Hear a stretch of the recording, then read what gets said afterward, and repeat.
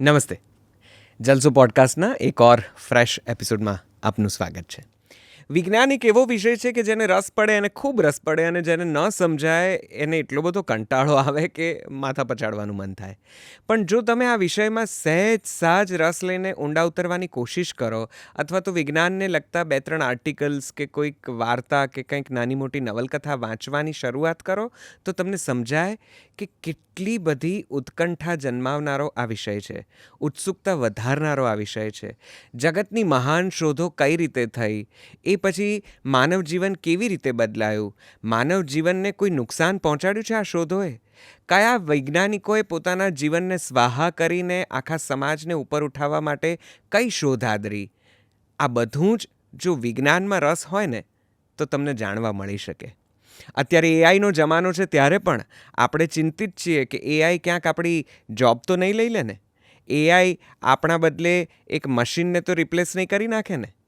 આ બધા જ સવાલોના જવાબ મને વિશ્વાસ છે કે આજના આ પોડકાસ્ટમાંથી તમને મળી જશે. વિજ્ઞાન આપણને ક્યાં સ્પર્શે છે, વિજ્ઞાન આપણને ક્યાં મદદ કરે છે, વિજ્ઞાન સમાજને બદલે છે કે સમાજ વિજ્ઞાનને બદલી રહ્યું છે. આવા રસપ્રદ સવાલોના જવાબો આપવા માટે આપણી સાથે આજે એક એવા વ્યક્તિત્વની હાજરી છે કે જેઓ વિજ્ઞાનને ખૂબ શોખથી માણે છે. તેઓ તેમાં વિશદ અભ્યાસુ છે અને ઊંડા ઉતરેલા તો છે જ, પણ આ વિષય તેમના શોખનો વિષય છે, રસનો વિષય છે ને, એટલે નીત નવું વાંચે જાય છે. અને ગુજરાત સમાચાર નામના ખૂબ માતબર અખબારમાં તેમની વિજ્ઞાનને લગતી કોલમ ચાલે છે. તેઓ પૂર્તિના કેટલાય બધા આર્ટિકલ્સ લખે છે. હું વાત કરી રહ્યો છું આદરણીય KR ચૌધરી સાહેબની. તો ચાલો આજના પોડકાસ્ટમાં વિજ્ઞાનને થોડું વધારે નજીકથી સમજીએ. મારી સાથે ખૂબ દિલથી પ્રેમથી આવકાર આપો KR ચૌધરીને.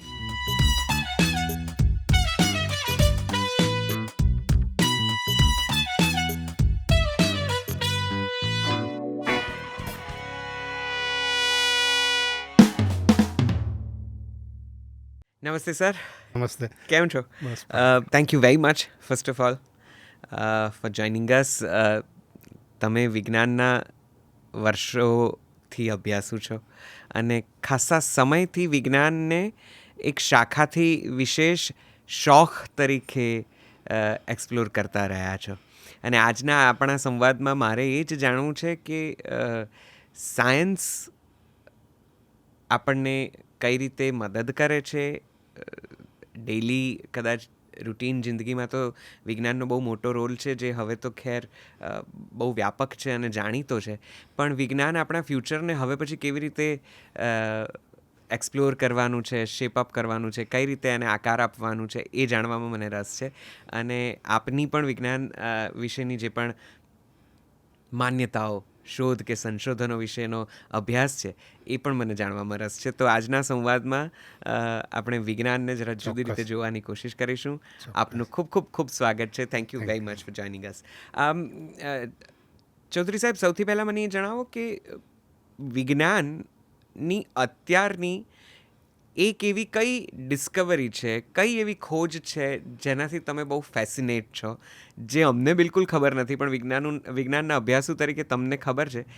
એ કદાચ કોઈ શોધ હમણાંની હોય, 2-5 વર્ષમાં થયેલી કોઈક ખાસ ઉપલબ્ધિ હોય વિજ્ઞાનીઓની, જે કદાચ આપણા જીવનને જરા જુદી જગ્યાએ થોડા વર્ષોમાં લઈને મૂકી દે. એવી કોઈ શોધ કઈ હશે? તમે એના વિશે જણાવો. ત્યાંથી શરૂઆત કરી. શોધની શરૂઆત જોફ્રી હિન્ટન કરીને ગૂગલના સાયન્ટિસ્ટ હતા, એમણે શરૂઆત કરી હતી. અને 2012થી અત્યારે તમે સમજો કે 11 વર્ષનો ગાળો વીતી ગયો, અને 2023માં લોકો સુધી એને પહોંચાડી જે શોધને, એને આપણે આર્ટિફિશિયલ ઇન્ટેલિજન્સ કહીએ છીએ. રાઈટ. એ માણસ ગૂગલ સાથે સંકળાયો. તમને જાણીને કદાચ આશ્ચર્ય થશે કે એ માણસને કોડિંગનું સી નથી આવડતો. અચ્છા. એને સોફ્ટવેરનું કોઈ જ નોલેજ નથી, બરાબર. તેમ છતાંય ગૂગલનો હેડ બન્યો, અને એ આર્ટિફિશિયલ ઇન્ટેલિજન્સમાં એવા 4 મહારથીઓ છે એમની સાથે.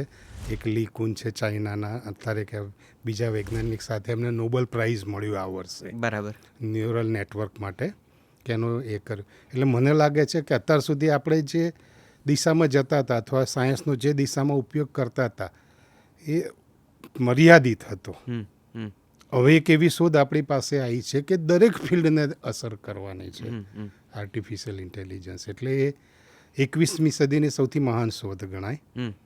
અને એવી જ એક બીજી શોધ હતી કે જે 2006ની અંદર પીટર ઇક્સ નામના વૈજ્ઞાનિકે કરી, જેને ઇક્સ બોસન કહીએ છીએ આપણે. તો એ ભૌતિકશાસ્ત્રોની એકદમ આંતરિક જે રચના કહીએ આપણે, પરમાણુની રચના કહીએ કે એ, તો એની અંદર કોઈ માસ આપે છે. આપણું શરીર છે તો કોઈ પદાર્થનું બનેલું છે. તે પદાર્થનો માસ જે છે ક્યાંથી આવે છે એ શોધવા માટે એક કણની એમણે કલ્પના કરી છે. અને કદાચ એ નસીબદાર રહ્યા કે એમની જિંદગી જીવતા જીવ એ કણ પાર્ટિકલ એસેલરેટરની અંદર શોધાયો છે. જીનેવાનું સન પાર્ટિકલ એસેલરેટર છે એમાં શોધાયો. ગોડ્સ પાર્ટિકલ એ જ પાર્ટિકલ જેને ગોડ્સ પાર્ટિકલ કહે છે. અને એટલે આ સદીની સૌથી મોટામાં મોટી આ બે. અને ત્રીજી શોધ આઇન્સ્ટાઈન સાથે સંકળાયેલી છે કે અત્યાર સુધી ગ્રેવિટી એટલે કે ગુરુત્વાકર્ષણ શું છે એ આપણે સમજાતો હતા કે ક્યાંથી ક્યાં લાગુ પડે છે, પણ એની પાછળ કઈ મિકેનિઝમ કામ કરે છે. રાઈટ. ગ્રેવિટેશનલ વેવ્સ ક્યાંથી પેદા થાય છે. રાઈટ. અને એ વેવ્સ એવા છે કે પ્રકાશની ઝડપ જેટલા ઝડપી હોય છે. તો એને પકડવા મુશ્કેલ છે, કારણ કે પ્રકાશને તમારે પકડવો મુશ્કેલ છે. તો એની શોધ કઈ રીતે કરવી? તો બે વૈજ્ઞાનિકોએ જ્યારે બે આકાશગંગાઓ અથડાય અથવા તારે એક પ્રકારના વેવ્સ છૂટા પડતા હોય, એ રીતે બે બ્લેક હોલ્સની ટક્કર થઈ. એમાંથી જે વેવ્સ નીકળ્યા ત્યારે એમણે શોધી કાઢ્યું કે ગ્રેવિટેશનલ વેવ્સ આ પ્રકારના હોય છે. અચ્છા. એટલે આ ત્રીજી મહાન શોધો. અને એ સિવાય નાની મોટી શોધો તો બહુ થતી આવી છે. બિલકુલ. તો મને જરા થોડી વધારે વિસ્તારથી સમજાવો, કારણ કે ત્રણેય શોધ બહુ જ ઇન્ટરેસ્ટિંગ છે. એ આપણા હવે પછીના જીવનને કઈ રીતે આકાર આપવાની છે, આપણું ભવિષ્ય કઈ રીતે ઘડવાની છે, આ શોધથી શું ફેરફારો થશે એવા આપણા જીવનોમાં કે જેથી આ શોધ મહત્ત્વની થઈ પડે છે? એક બીજી મહત્ત્વની આની સાથે સંકળાયેલી વાત કરું પ્લીઝ. કે વૈજ્ઞાનિકો સંશોધન કરતા હોય છે, આપણે વિજ્ઞાન વાંચતા હોઈએ છીએ, ત્યારે સવાલ એમ થાય કે આપણી પાસે નોલેજ કેટલું છે, આપણે બ્રહ્માંડ વિશે કે આપણી રચના વિશે કેટલું જાણીએ છીએ. જી જી. તો એવું કહેવાય છે કે આપણું જે આખું બ્રહ્માંડ છે ને એમાંથી દ્રશ્યમાન કે આપણે નરી આંખે જોઈ શકીએ ને એટલું બ્રહ્માંડ તો ખાલી 4થી 5% જ છે. 4 સમથિંગ છે. આપણે એને રાઉન્ડ ફિગર કરીને 5 ગણી નાખીએ તો બાકીનું 95% બ્રહ્માંડ એવું છે જે આપણે જોઈ શકતા નથી. અને જોઈ શકતા નથી. અને બીજું એને એ કહી શકાય કે આપણે જે વૈજ્ઞાનિક આજના ઉપકરણો છે ને એમાં એ પકડી શકાતું નથી. બરાબર. એ પ્રકારનું છે. એટલે આપણે જે દ્રશ્યમાન 5% જે છે બ્રહ્માંડ, એને પણ હજી પૂરું સમજી નથી શક્યા. એટલે વિજ્ઞાનની દ્રષ્ટિએ જો વાત કરીએ તો આપણી પાસે જે સાયન્સનું નોલેજ છે 1 કે 2% જેટલું છે, એનાથી આગળ તો આપણે પહોંચ્યા જ નથી. હવે જ્યારે આખું પૂરું જ્ઞાન આવે તો આ એટલે હજી આપણી પાસે જે 3 શોધોની વાત કરીને મેં એ છે કે એ 3 શોધ જે છે ને એ આપણું 5% બ્રહ્માંડ છે ને એ સમજવામાં કામ લાગશે. બરાબર. કે પદાર્થનું સૌથી ભૌતિક નેચર એકદમ પરમાણુ કક્ષાએ કઈ રીતે થાય છે, તો ત્યાં હિગ્સ બોસોનની શોધ આપણને કામ લાગશે. બરાબર. પછી એમાંથી તારાઓ બને, બ્રહ્માંડ બને, એ તેમની વચ્ચેના ઇન્ટરેક્શનમાં એમની ગતિ એકબીજાથી દૂર કઈ રીતે જશે, કે બ્રહ્માંડનું એક્સપાન્શન થઈ રહ્યું છે તો આગળ જતાં કેટલું એક્સપાન્શન થશે, ક્યાંથી પાછું ફરશે. બરાબર. તો ત્યાં જે ગ્રેવિટેશનલ વેવ્સવાળી જે છે ને થિયરી અને આઇન્સ્ટાઈનનો સાપેક્ષતાવાદને એ વસ્તુ ત્યાં આપણને કામ લાગશે. બરાબર. અને આર્ટિફિશિયલ ઇન્ટેલિજન્સ જે કહીએ છીએ કે અત્યારે બધા લોકોને એમ થાય છે કે ભાઈ આ એઆઈ આવી જશે તો મારી પોતાની જોબ ખાઈ જશે. એક આપણે જે ગુજરાત સમાચારની પૂર્તિ કરી ત્યારે ઘણી કોમેન્ટ આવી કે હવે લેખકો નવરા થઈ જશે, એમ જો એઆઈ લખી આપશે તો લેખકો નવરા થઈ જશે. પણ ખરેખર એવું નથી. એઆઈ જે છે આજથી હું 10 કે 20 વર્ષના સમયગાળાની વાત કરું તો ત્યાં તમે એનો ટૂલ્સ તરીકે ઉપયોગ કરી શકશો. તમારી પાસે જે કલ્પના છે એ કલ્પનાનો વિસ્તાર કરવો હોય તો તમે એઆઈનો બહુ સારી રીતે ઉપયોગ કરી શકો. હું સારો કલાકાર છું, મને ચિત્ર દોરતા નથી આવડતું, મને બ્રશ પકડતા નથી આવડતું, પણ આટલા બધા એક્ઝિબિશનો, ચિત્રકારો એનો અભ્યાસ કર્યા પછી મને લાગે છે કે ના, આવા સારા ચિત્રો તો મારી કલ્પનામાં પણ આવે છે. બરાબર છે. તો મારે શું કરવું? તો એ મારી કલ્પના એક એઆઈ આર્ટિસ્ટ તરીકે હું એઆઈને આપું ને તો એ પ્રમાણે કરી આપે છે. એની અંદર સુધારા કહું તો એ પ્રમાણે કરી આપે છે. એટલે પિકાસો ટાઈપના તમારે પેઇન્ટિંગ બનાવવા હોય તોય તમે બનાવી શકો છો. લિયોનાર્ડો વિન્ચીએ બનાવી એ ટાઈપના મોનાલિસા જેવા ચિત્ર બનાવો તોય બનાવી શકો છો. તમારી કલ્પના ક્યાં પહોંચે છે? એ કલ્પનાને દિશા આપવાનું ને એનું કામ કરવાનું કામ AI કરે છે. તો એઆઈ આર્ટિફિશિયલ ઇન્ટેલિજન્સની વાત નીકળી છે તો હું ઈચ્છા રાખતો જ તો કે આ સંવાદના કોઈક એક છેડે આપણે એઆઈ વિશે ચર્ચા કરીએ. તમે એઆઈના અભ્યાસુ છો અને એઆઈને ઘણું ક્લોઝલી ઓબ્ઝર્વ કરી રહ્યા છો. તો આ આખી જે નવી વિધા આવી છે કે જે નવી કળા આપણને સૂઝી છે એ સૌથી પહેલાં તો કેટલી ઉપયોગી થઈ પડશે, કેટલી આપણને કદાચ કોઈ રીતે નુકસાન કરશે, એના વિશેના જે ભયસ્થાનો છે કે એ હ્યુમન જોબ્સ, એક સમય કમ્પ્યુટર આવ્યું ત્યારે પણ આપણે બધા આવા જ સમયમાંથી નીકળતા હતા કે હ્યુમન જોબ્સ ખાઈ જશે, અને આજે આપણે એ જ કમ્પ્યુટરને આપણી રીતે જરા જુદી રીતે વાપરીને એઆઈ સુધી લઈ આવ્યા છીએ. તો એઆઈ વિશેની એક તો ભ્રામક ગણો તો ભ્રામક અને કેટલીક નક્કર એવી કઈ થ્રેટ્સ છે કે જે કદાચ એનાથી આપણે વિચારવું જોઈએ, અથવા તો એઆઈનો એવો કેવી રીતે ઉપયોગ કરવો જોઈએ કે જેથી એ તમારી કળાને થોડી ઓર નિખારે, તમારી જોબ ઓપોર્ચ્યુનિટીઝને કે તમારા લાઈફસ્ટાઈલને કંઈક જુદા સ્તર ઉપર લઈ જાય. તો એઆઈની દરેક શક્યતાઓ વિશે પ્રકાશ પાડો. આપણે એની 2-3 શક્યતાઓ ઉપર વાત કરીએ. પહેલાં તો સામાન્ય માણસ માટે એઆઈ કઈ રીતે મદદરૂપ થઈ શકશે? બરાબર. આમ તો આ જ પ્રશ્નથી શરૂઆત કરીએ. એઆઈ એટલે બેઝિકલી શું છે? કારણ કે જે થોડા ઘણા વ્યવસાયિકો છે એને હવે કદાચ ખબર હશે, પણ ઘરમાં પરિવારને તો કોઈને નહીં ખબર હોય કે આ એઆઈ કરે છે છે શું. તો એઆઈ વિશે પણ જરા ત્યાંથી જ શરૂઆત કરો. શું છે એઆઈ અને પછી આગળ વધીએ. ચોક્કસ.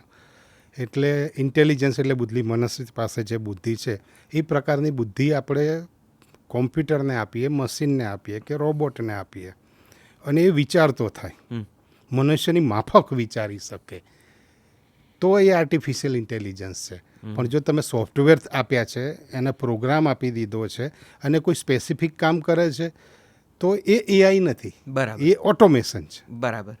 એટલે આ બહુ બે પાયાનો ડિફરન્સ, પાયાનો ભેદ છે. બરાબર. એઆઈ શું કરે છે કે નાનું બાળક જેમ જન્મે ને પછી શીખે ને કે હું 2 વાર પડી ગયો અને મારા ઘૂંટણ છોલાયા છે, તો એને 3જી વાર અનુભવ થશે કે હવે જો 3જી વાર પડીશ ને તો મારા ઘૂંટણ તો છોલાવાના જ છે. બરાબર. એને ખાવા માટે કોઈ વસ્તુ આપી તો એને શરૂઆતમાં ખબર નથી કે આ વસ્તુ ગરમ છે કે ઠંડી છે, તો શરૂઆતમાં પકડી લેશે, તો એ ક્યાંથી કલરથી પરસેપ્શન કરશે કે લાલ વસ્તુ છે, દેવતા તો કે આપણે તો તરત દાઝી જવાય છે, કે બ્રાઉન કલરની કોફી પકડી તો દાઝી જવાય. તો એનું જે વિચારસરણી કલર ઓબ્જેક્ટેડ થઈ જશે કે આ પ્રકારનો કલર હોય તો એ ગરમ હશે. તો આ જ વસ્તુ એઆઈ શીખે છે અને એના માટે ન્યુરલ નેટવર્ક, આપણા જે મગજના છે અલગ અલગ 4 થી 5 નેટવર્કનો ઉપયોગિક થઈ શકે છે. બરાબર. અને એ પ્રમાણે થાય છે. અને મજાની વાત એ છે કે એક લેવલ ઉપર તમે ડેટા આપ્યો એઆઈને, એની વચ્ચે 200 થી 300 લેવલમાં એ ડેટાનું પ્રોસેસિંગ થતું હોય છે અને પછી એનો ફાઇનલ આઉટકમ આવતો હોય. પણ આ વચ્ચેના 200-300 લેવલમાં ક્યાં શું થાય છે ને એઆઈને પોતાને ખબર નહીં હોતી. કે જેમ વૈજ્ઞાનિકોને અત્યારે આપણને ખબર નથી કે આપણા મગજમાં એક ઇન્ફોર્મેશન ગઈ પછી કયા ન્યુરોન્સમાં જશે, ક્યાંથી સ્ટોર થશે ને એ માહિતી ક્યાં જશે અને છેલ્લે સંદેશો બનીને આપણા શરીરમાં ક્યાં પહોંચશે, એ ક્યાં પહોંચે સંદેશો એ આપણને ખબર છે, પણ મગજમાં શું પ્રોસેસિંગ થયું એ ખબર નથી. તો એવું જ એક્ઝેક્ટલી એઆઈ સાથે એવું એઆઈ સાથે છે કે એના વચ્ચેના લેવલ્સમાં શું થઈ રહ્યું છે એ ખબર નથી. આ વાત થોડી વધારે બહુ થોડું સામાન્ય માણસ માટે સમજાવો કે એને આપણે ધારો કે ઓબ્જેક્ટિવલી કોઈ વાત કરીએ કે આ પુસ્તક છે, બરાબર. હવે હું પુસ્તક ખોલીને જોઉં તો એની અંદર 35 પ્રકરણો છે. મારો ઇન્ટરેસ્ટ છે મોનાલિસા, તો હું ખોલીને 35મું પ્રકરણ વાંચીશ, ગમશે. મોનાલિસામાં વાંચ્યા પછી લિયોનાર્ડો વિન્ચીનું એક કેરેક્ટર આવશે, તો લિયોનાર્ડો કોનો તે જાણવાનો મને સવાલ થશે, તો હું એ ઇન્ફોર્મેશન લઈશ. તો આર્ટિફિશિયલ ઇન્ટેલિજન્સને જે આપવામાં આવતી ઇન્ફોર્મેશન જે છે ને એ તો પુષ્કળ છે, પણ ત્યાંથી એક લેવલથી એક ચોક્કસ લેવલે પૂછે. તમે એને સવાલ પૂછો, જે મારી પસંદગી હતી મોનાલિસા, તો તમે એને પૂછો કે ભાઈ મોનાલિસા કોણ છે, તો એ બધામાંથી એક મોનાલિસા પાસે આવશે અને મોનાલિસાનો બધો જ ડેટા એકઠો કરશે, પછી એ સાચો હોય કે ખોટો હોય. ઓકે. અત્યારે તમે સોશિયલ મીડિયા ઉપર જોયું હશે તો લોકો મેટાની મજાક ઉડાવી રહ્યા છે કે ભાઈ જય વસાવડાએ ગાળોમાં શું પ્રદાન કર્યું છે, બરાબર. તો પેલા એક પુસ્તકોના નામ આપ્યા કે આ પુસ્તક લખ્યા, આ લખ્યા તે. તો આવું શા માટે થઈ રહ્યું છે? આપણે જેને એઆઈને આટલી માસ્ટર ગણીએ છીએ તે આવા જવાબ કેમ આપે છે? જે પુસ્તકો પ્રકાશિત નથી થયા એ પુસ્તકોના નામ આપે કે આ વ્યક્તિએ કવિએ આ પુસ્તક લખ્યું છે.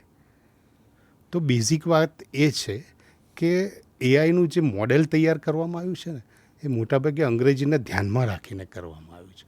અંગ્રેજી ભાષાના સિન્ટેક્સ છે, અંગ્રેજી ભાષાનું ગ્રામર છે, અંગ્રેજી ભાષાના યુઝ છે, એની કહેવતો કઈ રીતે આવતી હોય છે, એ બધું લઈને કરે. બીજી ભાષામાં જ્યારે જાય છે ને ત્યારે એનું ટ્રાન્સલેશન કરે છે, એ માહિતીનું ટ્રાન્સલેશન કરે છે. અને ન મળે ત્યારે શું થાય, તો કોઈ ગુજરાતી સાહિત્યના લેખ પડ્યા હોય, એના પુસ્તકો હોય કે તેને કમ્બાઇન્ડ કરીને તમને જવાબ આપવાનો કોશિશ કરે. એક સાદી વાત કરું કે કોઈએ એક માહિતી લેખ લખ્યો જેની અંદર એનું જે કેરેક્ટર છે જયભાઈ પંચાલ છે, બરાબર. લેખના પહેલા વાક્યમાં હશે કે જયભાઈ પંચાલે આ કામ કર્યું છે, પછી દરેક જગ્યાએ જયનો ઉલ્લેખ આવશે. તો હવે જ્યારે એઆઈ માહિતી શોધશે અને કોઈ જય વસાવડાનું નામ આપશે તો પેલા જયની માહિતી પણ લેશે, કારણ કે એઆઈ પાસે વેરિફિકેશન માટે કોઈ ટૂલ્સ આજની તારીખે ઉપલબ્ધ નથી. અચ્છા. માહિતી કેટલી સાચી છે ને કેટલી ખોટી છે એના માટે કોઈ એની પાસે છે નહીં. અચ્છા. બરાબર. તો હવે મુખ્ય સવાલ એ થાય કે આવા સંજોગોમાં જો એ ખોટી માહિતી આપતું હોય તો આપણે કરીશું શું, એનો ઉપયોગ કઈ રીતે કરીશું. એક લેખક તરીકે ધારો કે મારે લેખ લખવો છે, મારે કોઈ વૈજ્ઞાનિક ઉપર લખવો છે, હવે ખોટી માહિતી આપે, મારી પાસે લખવા માટે ટાઈમ લિમિટેડ 3 કલાક છે, 3 કલાકમાં લખવો છે, તો હું કેટલી માહિતી એને એ કરીશ, વેરીફાઈ કરીશ કે આ સાચી છે કે ખોટી છે.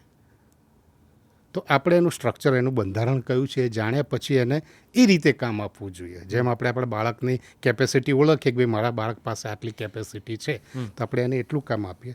તો હાલના તબક્કે આપણે એઆઈને એ રીતે કામ આપીએ, એઆઈને જ કહીએ, બરાબર, કે આઇન્સ્ટાઈન ઉપર મારે લખવો છે તો ઇન્ટરનેટ ઉપર કયા કયા સાઇટ ઉપર એની માહિતી ઉપલબ્ધ છે, તમને જસ્ટ લઈને લિસ્ટ આપી દેશે. એ લિસ્ટ તમને શોધવામાં ધારો કે વાર લાગે, બરાબર. અને ગૂગલ જે છે એનું અલ્ગોરિધમ અલગ છે. અને બીજી ખાસ વાત આમાં નોંધવા જેવી કે અત્યારે ઇન્ટરનેટ ઉપર મોટા ભાગની સાઇટ્સ જે છે 90% સાઇટ એઆઈનો ઉપયોગ કરતી થઈ ગઈ છે, ડેટા રિસર્ચનું ને એનું રિઝલ્ટ બતાવવા માટે, બરાબર. એટલે દરેક વ્યક્તિ તમે એ જ વસ્તુ યાહૂમાં શોધશો તો તમને અલગ સાઇટો આપશે, ગૂગલમાં શોધશો તો અલગ સાઇટ આપશે, ચેટ જીપીટીમાં શોધશો તો તમને અલગ સાઇટના લિસ્ટ આપશે, અને જેમિનીને પૂછશો તો અલગ આપશે, કે મેટાને પૂછશો તો મેટા એકદમ અત્યારે બેઝિક લેવલમાં ડેવલપ થઈ રહ્યું છે, એટલે એના ઉપર તમે બહુ વધારે વિશ્વાસ ના કરી શકો. પણ ચેટ જીપીટી, જેમિની, એના ઉપર તમે વધારે, તો એને તમે સાઇટ આપી દીધા છે, તમે 2 મિનિટની અંદર 5 મિનિટની અંદર તમને ઉપયોગી લાગતા ઉપર ટાઇટલ સાથે હોય કે મારે આ કામનો લેખ છે, તો એ માહિતી તમે જોઈ લો, એ માહિતી કોપી કરી લો એક ફાઇલમાં અને પછી આપો એને જ ડેટા તમે ફીડ કરો, કારણ કે એ ઓથેન્ટિક છે. તમે નેશનલ જિયોગ્રાફીની સાઇટ ઉપરથી લીધો છે, તમે સાયન્ટિફિક અમેરિકનની સાઇટ ઉપરથી લીધેલો છે, તો એ ડેટા તમે એને આપો અને પછી તમે એનો કહો મારે આનો આ રીતે ઉપયોગ કરવો છે તો મને આ રીતે કામ કરીએ, તો એ તમારી રીતે કામ કરી આપશે. તમારે ઓથેન્ટિકેશનની માથાકૂટ નહીં કરવી પડે અને એ થશે.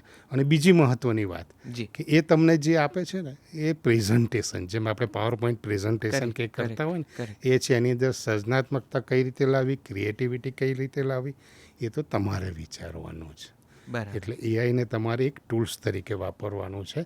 એ નથી કે તમારી પાસે પેલો જાદુઈ ચિરાગ આવી ગયો, ઘસો અને કીધું કે આ કામ કરી દે, એવું નથી. એટલે જ કદાચ એઆઈ વાપરનારા એમ કહે છે કે તમે કયો પ્રોમ્પ્ટ આપો છો એને, એ બહુ જ મહત્વનું છે. અને એના માટે શીખવાડનારા હવે તો આખી એક પ્રોમ્પ્ટ એન્જિનિયરિંગ કરીને એક શાખા વિકસેલી છે. ઓકે. અને એ તમારે સમજવું પડે, પ્રોમ્પ્ટ તમારે કેવા પ્રકારના આપવાના છે એ સમજવું પડે. કારણ કે તમારે, હું તો બેઝિકલી એમ માનું છું કે તમારી સામે જે વ્યક્તિ બેઠી છે એ સમજી લો મનુષ્ય છે, આર્ટિફિશિયલ મનુષ્ય છે, પણ એનું દિમાગ એકદમ ખાલી છે. અચ્છા. તમારે એને સમજાવવું પડે. એક સાદું ઉદાહરણ આપું જી, કે મારે એક ચિત્ર બનાવવું છે, સુભાષચંદ્ર બોઝનું ચિત્ર બનાવવું છે, તો એને કહું ભાઈ સુભાષચંદ્રનું ચિત્ર બનાવી આપ, તો પહેલાં મારે એને સમજાવવું પડે કે સુભાષચંદ્ર કોણ હતા, એમણે ક્યાં ક્યાં કામ કર્યું હતું. તારે એ સમજાશે કે ના, એમણે આઝાદ હિન્દ ફૌજની રચના કરી હતી તો એમાં એમનો મિલિટરી ડ્રેસ હશે, રાઈટ, એમણે સ્વતંત્રતા આંદોલનમાં ભાગ ભજવ્યા હતા, તેમની ભૂમિકા આ રીતની હતી, રાઈટ. એ બધું આપ્યા પછી તમે એને કહો કે ભાઈ લડાયક જુસ્સામાં હોય એવા સુભાષચંદ્ર બોઝ બનાવી આપ, તો એકદમ સરસ બનાવી આપશે. બરાબર.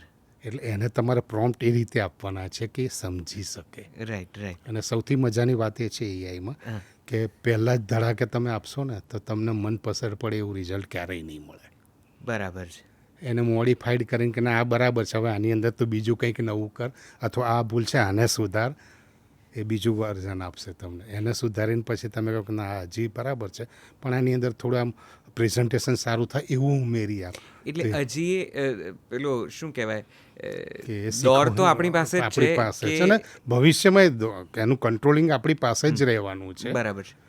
પણ લોકોનો જે થ્રેટ છે ને 1 સદી પછીનો જ.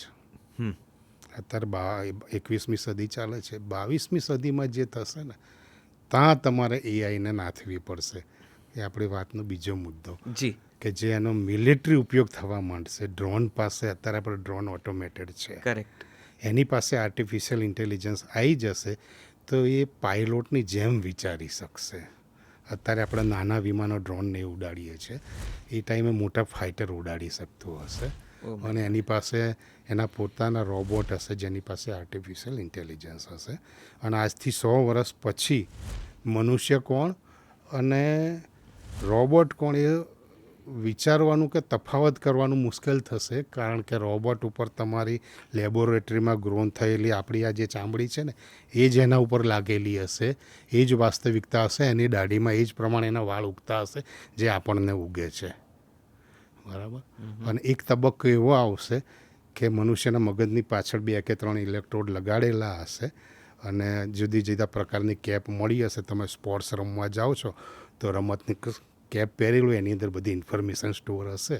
અને તમે ક્રિકેટ રમશો તો તમને બધું નોલેજ આવશે કે સામેથી બોલ આવે છે તો કેટલી ઝડપે આવશે, કેટલો ટર્ન મારશે ને ક્યાં તમારે સિક્સ મારવું છે કે કયો ખૂણો. આ તો ઝડપ કરી આખા ગ્રાઉન્ડની અંદર ફિલ્ડર ક્યાં ઊભા છે અને કોની બાજુ મારવાનું, તો બેટનો એંગલ કયો રાખવાનો છે એ અહીં તમને નક્કી કરી આપશે ને તમે સ્ટ્રોક મારશો. તમે મેડિકલના સ્ટુડન્ટ છો તો મેડિકલની કેપ પહેરીને જશો તો તમારી ઇન્ફોર્મેશન તમારી પાસે બધી હશે કે આને હાર્ટની પાસે અહીં આગળ બ્લોકેજ છે, તો રિયલ હાર્ટ કેવું હોય, બ્લોકેજવાળું આવું દેખાતું હશે, ઓળખી શકાશે, એ કામ કરશે, એને ઓપરેટ કરી શકાશે. એટલે તમારે પછી માહિતી માટે ક્યાં આધાર નહીં રાખવો પડશે, આધાર રાખવો પડશે નોલેજનો, કે તમે એ ઇન્ફોર્મેશનનો ઉપયોગ નોલેજ તરીકે કઈ રીતે કરશો. એટલે હોલિવૂડની ફિલ્મોની જે કલ્પનાઓ, હા, એ વાસ્તવિકતા થતી એ તમને વાસ્તવિકતા થશે. દેખાશે તમને. એ તો પણ એના માટે એટલે જ જોફ્રી હિન્ટને એમણે રજૂઆત કરી ને. જોફ્રી હિન્ટન આખા જે મહાભારત છે ને એઆઈનો, એનો મોટામાં મોટો નાયક કહો તો નાયક એ જ છે અને ખલનાયક કહો તો ખલનાયક પણ એ જ છે. કઈ રીતે? એ રીતે કે આખી જે એઆઈનો જન્મ આપ્યો ને એ માણસે જ આપ્યો Correct. આજથી 12 વર્ષ પહેલાં. ને ત્યારે એણે વિચાર્યું કે આ બધું કામમાં લાગશે, આટલું ડેવલપમેન્ટ થશે ને એ થશે. અને પછી અમેરિકન એક ઇન્સ્ટિટ્યૂટ છે એની સાથે એણે કીધું કે બીજો હવે આને આપણે કંટ્રોલ નહીં કરીએ ને તો આપણી હાથની બહાર નીકળી જશે. એટલા માટે આપણે એના એઆઈના સંશોધનોને 6 મહિના માટે અટકાવી દેવા જોઈએ. એટલે આપણે વિચારી શકીએ 6 મહિનામાં કે આને કઈ રીતે કંટ્રોલ કરવા છે. પણ આ એવો અખાડો છે કે જ્યાં દરેકના જે ઇન્વોલ્વમેન્ટ જે છે ને અલગ અલગ છે. અમેરિકા પોતાની રીતે એને કામ કરાવવા માગે છે, રશિયા પોતાની રીતે એનું ડેવલપમેન્ટ કરવા માગે, ચાઇના એનું પોતાની રીતે ખેંચે છે. હવે 4 મહાસત્તા છે, એમને પોતાના એ છે કે મને ક્યાંથી પૈસા મળશે, મારી આવકના સોર્સ ક્યાંથી આવશે. કારણ કે બધાની અંદર ઇકોનોમિક્સ જે છે એ સંકળાયેલો છે.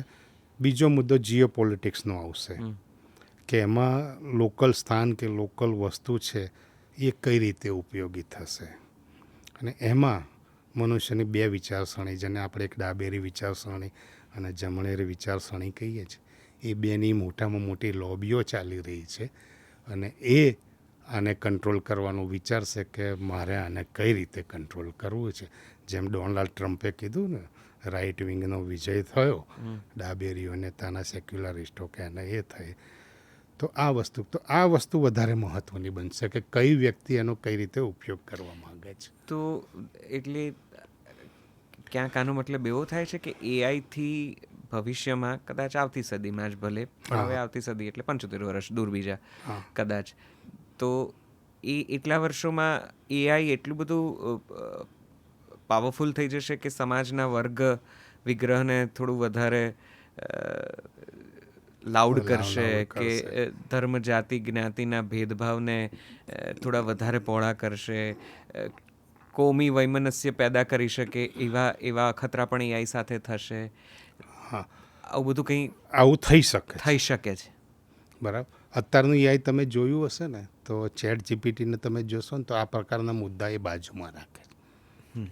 અત્યારે એને સમજાયેલું છે કે ભાઈ આ વસ્તુ છે ને ભેદભાવને, કન્ફ્લિક્ટને, કે બે વ્યક્તિના ઝઘડાને વધારે આગળ લઈ જઈ શકે છે. એટલે તારી એવી ભાષા નથી વાપરવાની કે જેનાથી બે વ્યક્તિ વચ્ચેની અસમાનતા વધારે વધતી જાય, ઘટતી ના જાય.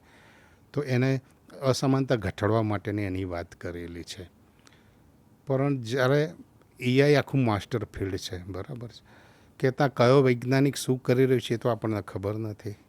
વચ્ચે તમે 10 વર્ષ પહેલાં એક સમાચાર વાંચ્યા હોય, તેમાં હતું કે ગૂગલ આ એઆઈના પ્રયોગો કરતું હતું ને એને 2 કોમ્પ્યુટરને એની સ્પેશિયલ લેંગ્વેજ આપી હતી. તો એ 2 કોમ્પ્યુટર પોતાની મેળે એકબીજા જોડે વાતો કરવા લાગ્યા હતા અને પોતાની અલગ ભાષા એમણે શોધી કાઢી હતી કે જે મનુષ્ય સમજી નહોતો શકતો.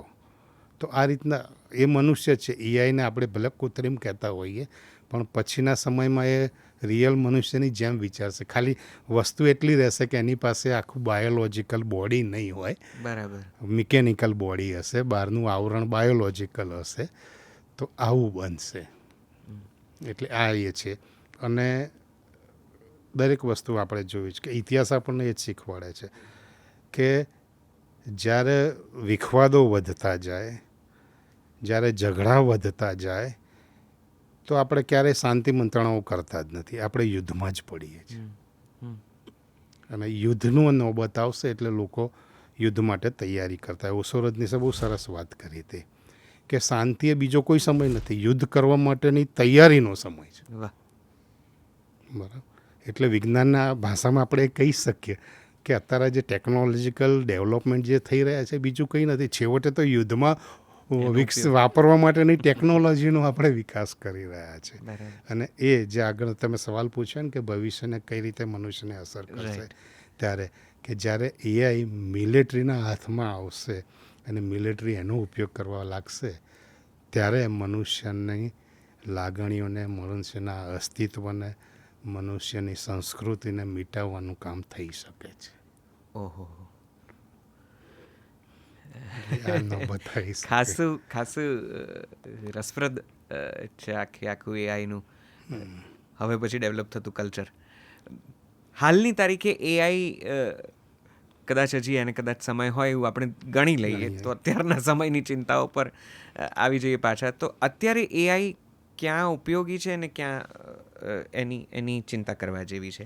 એટલે સામાન્ય માણસને જે એમ છે કે ભાઈ બધી જ કંપનીઓમાં જો એઆઈ ટૂલ્સ આવી જશે કે એઆઈના સોફ્ટવેર્સ કે વગેરે જે પણ કંઈ આવી જશે, તો પછી અમે શું કરીશું? અમે આજે એકાઉન્ટ કરીએ છીએ, કાલે એઆઈ અમારું એકાઉન્ટ ડિપાર્ટમેન્ટ સંભાળી રહેશે. કોઈ પહેલાં જ મુદ્દો હતો, ટેલીને એ સોફ્ટવેર આવ્યા હતા, તે એકાઉન્ટન્ટ એમ કહેતા કે અમારાથી છુટ્ટી થઈ જશે, અમે શું કરીશું? રાઈટ. પછી શું થયું?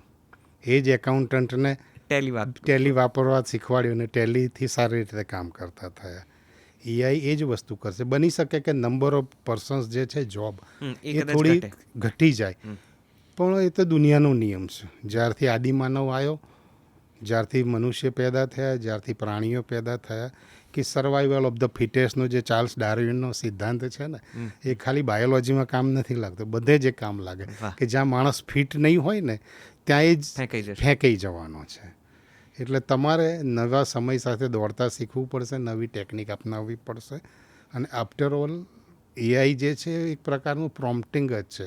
એ પ્રોમ્પ્ટિંગ તમને આવડી ગયું તો તમે બચી શકશો, ના ફાવ્યું તો તમે ફેંકાઈ જશો.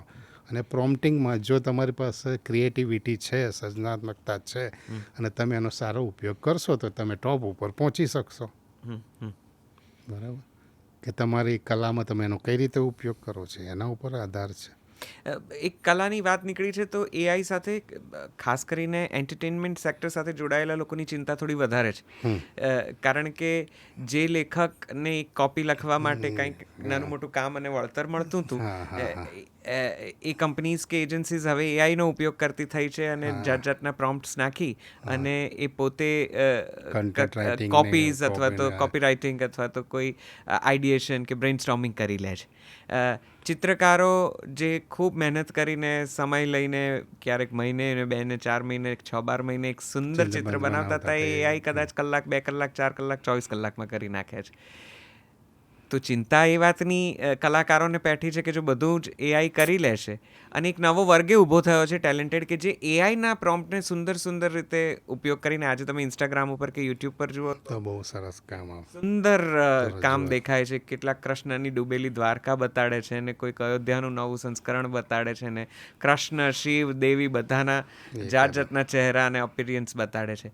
તો કલાની દ્રષ્ટિએ એક બીજો પ્રશ્ન પણ આવે છે કે કોપી રાઇટિંગ પણ, જેને કોપી રાઇટ્સ જેને કહેવાય છે, એની પણ એક ચિંતા છે કે મારું કામ એઆઈ સહેજ ફેરફાર કરીને કોઈક બીજાના નામે ચડાવી દે કે સહેજ એની ભૂમિકા બદલીને એને ડિસ્પ્લે કરે.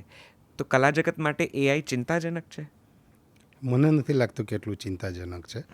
કાંઈનું એનું વર્કિંગ હું તમને કહું. આપણે આપણી ગુજરાતી સાહિત્યની જ વાત કરીએ તો ચંદ્રકાંત બક્ષી એની આગવી શૈલી માટે જાણીતા છે. રાઈટ. બરાબર. તો એઆઈ ચંદ્રકાંત બક્ષીને ક્રિએટ નથી કરી શકવાનો. બક્ષીના શબ્દ વાપરી શકશે, પણ ખાલી બક્ષીએ વાપરેલા 5 શબ્દો વાપરવાથી ચંદ્રકાંત બક્ષી બનાવતું નથી. બરાબર. એ જ રીતે કલાકાર માટે કે માઇકલ એન્જેલોએ જે સ્કલ્પચર બનાવ્યા, એણે જે બોડીને નિહાળ્યું હતું, એની એક નસો દેખાતી હાથ ઉપર, બરાબર, ક્યારે કઈ નસ ધબકવાની છે કે કઈ હાથેથી વજન ઉચક્યું તો કયા સ્નાયુઓ બહાર દેખાશે અને કયા સ્નાયુઓ નહીં દેખાય, એ એને નોલેજ હતું. તો આ બધું કામ જે બારીકીનું કામ છે ને એ નથી કરી શકવાનું એઆઈ. એ તો તમારે એને આપવું પડશે કે ભાઈ હું જે માર્બલનું સ્કલ્પચર બનાવવા માગું છું, એનો હાથ આટલા એંગલે ને આ રીતે વળેલો હોવો જોઈએ ને એમાં આ નસો દેખાવી જોઈએ. બરાબર છે. તો એ માસ્ટરપીસ બનવાનો છે. બાકી તો એ તમને ફ્લેટ પ્લાસ્ટિકનું રમકડું બનાવી આપ્યું હોય ને એવું પૂતળું બનાવી આપવાનું છે. એટલે એ રીતે તમારે એનાથી ડરવાની જરૂર નથી કલાના. પણ એક નયા દોર ફિલ્મ આવી હતી વર્ષો પહેલાં કે તારે એ હતું કે એક મોટર કાર આવે છે ને બળદગાડું આવે છે, તો એ બેમાંથી થશે જંગ થશે તો કોણ જીતશે? એટલે આપણે આપણા મનોરંજન માટે ભલે ગાડાને જીતાડી દેતા હોય, પણ આપણે જાણીએ છીએ કે છેવટે તો ટેકનોલોજી જ જીતે છે. એટલે તમે ઈચ્છો કે ના ઈચ્છો, પણ ટેકનોલોજી તો એનો પ્રભાવ છોડી જવાની છે, એનો ઉપયોગ કરવાની જ છે. એટલે આજે આટલા એઆઈના આટલા થ્રેડ છે, પણ ભવિષ્ય આજે કોઈ એમ નહીં કે ભાઈ આ મારી જોબ લઈ લેવાની એટલે હું એઆઈનો ઉપયોગ નહીં કરું. કોઈ એવું કરવાનું નથી. બરાબર. તમે જે ફિલ્મ જગતને મનોરંજનમાં ને એમાં વાત કરી, તો આજે એઆઈનો ઉપયોગ સ્ક્રિપ્ટ લખવા માટે થાય છે. બરાબર છે. સ્ક્રિપ્ટથી માંડીને સીન સુધી કયા કેમેરા ક્યાં ગોઠવવા છે, તમારે કયા દ્રશ્ય લેવા છે, એમાં તમારે કયા કેમેરા લેવાના છે, એમાં કેટલી ફોકલ લેન્થ રાખવાની છે અને કયા સીન લેશો તો એનું બનાવીને આપશે કે આવું દેખાશે. ડાયલોગ્સ સુદ્ધા લખી આપશે. તો એ બધું કરી આપશે. અને એક સવાલ તમે કોપીરાઇટનો કર્યો, તો કોપીરાઇટની અંદર શું થાય છે કે બેઝિકલી એવું બને કે તમારી વાર્તાનું માળખું હોય ને એની ચોરી થઈ શકે. રાઈટ. તમે જે પ્લોટ લખ્યો તે પ્લોટની ચોરી થઈ શકે. પણ એઆઈ શું કરશે? તમારું આખું એક માળખું લઈને સામેની વ્યક્તિ નથી આપવાનું, કારણ કે એની જરૂરિયાત અલગ છે. તમે રહસ્ય કથા લખવાની કીધી છે તો એ અશ્વિની ભટ્ટ પાસેથી એ લેશે ડેટા, કનુ ભગદેવનો એ ડેટા લેશે અને જેમ્સ ચેઝનો એ ડેટા લેશે. રાઈટ. અને પછી એ કંઈક તમને નવું બનાવીને આપવાની છે. રાઈટ. બરાબર છે. અને બીજી વસ્તુ કે એ અશ્વિની ભટ્ટના પાત્રોય નથી લેવાનું, જેમ્સ ચેઝની જે પ્લોટની જે પકડી રાખતી ગ્રીપિંગ સ્ટોરી હોય છે એ પણ નથી પકડવાનું, કે કનુ ભગદેવ જેવી સામાન્ય રજૂઆત પણ નથી લેવાનું. આ બધું ભેગું કરીને તમને એક ખીચડી આપવાનું છે. બરાબર. એટલે એ ખીચડીમાંથી તમારે અલગ કરવાનું છે કે આમાં ચોખા કેટલા પ્રમાણમાં છે અને દાળ કેટલા પ્રમાણમાં છે અને એનો ટેસ્ટ કેટલો આવશે. એટલે એઆઈ પાસે કદાચ સામર્થ્ય છે પણ શૈલીનો હજી અભાવ છે. અને શૈલીનો અભાવ રહેશે જ. તમારે કહેવું પડે. જો મેં આ પ્રયોગ કરવા માટે કર્યો હતો કે ચંદ્રકાંત બક્ષીની ભાષામાં એક કવિતા મને લખી આપો. બરાબર. તેણે કવિતા લખી આપી હતી. ચંદ્રકાંત બક્ષીના શબ્દોને એમાં હતા, પણ ચંદ્રકાંત બક્ષીએ જે લખ્યું હતું ને કે જ્યારે હું નહીં હોઉં ત્યારે બાલ્કનીમાં મારો સલ્ફ્યુરિક મિજાજ તરતો રહેશે, એ વસ્તુ નથી આવવાની. તો આ વસ્તુ બનવાની છે. એટલે આની ઉપરથી આપણે તમારી એક હમણાંની એક રસપ્રદ ઉપલબ્ધિ ઉપર જઈએ. ગુજરાત સમાચારનો દિવાળી અંક, જો હું ભૂલ ન કરતો હોઉં તો તમે આખી એ પૂર્તિ એઆઈ દ્વારા ડિઝાઇન કરી અને એમાં એનિમેટેડ એઆઈ ડિઝાઇન્ડ ચિત્રો હતા. એ પ્રયોગ કેવો રહ્યો અને કઈ રીતે તમે કરી બહુ શક્યા? સરસ વાત કરી તમે. એના વિશે વાત કરી. એના વિશે ચોક્કસ. કે એકવાર નિર્મોપી સાથે બેઠા ડિસ્કશન થયું કે દિવાળીમાં નવું શું આપવું જોઈએ. એટલે મેં કીધું કે અત્યારે એઆઈ ચાલે છે, તો એઆઈ દ્વારા કંઈક રચનાઓ તે આપવી જોઈએ. તો મને કે એક બે નાની રચનાઓ તો એઆઈ કરી આપે, આપણે આખી પૂર્તિ કરીએ તો. તો મેં કીધું બહુ સરસ આઈડિયા છે, કરાવો. તો મને કે ના, તમારે કરવાની છે. તો મેં કીધું ચોક્કસ હું પ્રયોગો કરું. તો કે તમે આમાં આગળ વધો. એ પછી મેં એના વિશે વિચારવાની તૈયારી કરી. મારા દીકરા પાસે ગ્રાફિક્સનું એનું નોલેજ છે, મારી પાસે પણ છે. એટલે બે વિચારીને એ કર્યું. પછી એના ઉપર કામ કર્યું અમે. અને જેટલી બી એઆઈની સાઇટો હતા એના એઆઈના સોફ્ટવેરને અમે ચકાસ્યા કે આમાંથી ગુજરાતીમાં તમને રિસ્પોન્સ કેટલા આપે છે. રાઈટ. બરાબર. તો મેટાએ તો તરત જ કીધું કે ભાઈ મારી પાસે તમારી ગુજરાતી ભાષાની એટલી એ નથી, એટલે આમાં હું તમને મદદરૂપ નહીં બની શકું. હું હજી કામ કરી રહ્યો છું. પણ જ્યારે મને ગુજરાતી ભાષા ફાઈ જશે ને ત્યારે હું તમને નોટિફિકેશન આપીશ કે હવે તમે મને સવાલ એવો મેસેજ આવે છે. હા. પછી અમે જેમિની એ કર્યું. તો જેમિની સરસ રિસ્પોન્સ આપ્યા કે મને ગુજરાતી ભાષા ફાવે છે, પણ એને બહુ ચોખ્ખું કીધું કે હું ગુજરાતી ભાષા માટે ડેવલપ નથી થઈ. મારું મોડેલ એ રીતે કામ નથી કરવાનું, પણ હું તેમ છતાં હું તમને મદદ કરીશ.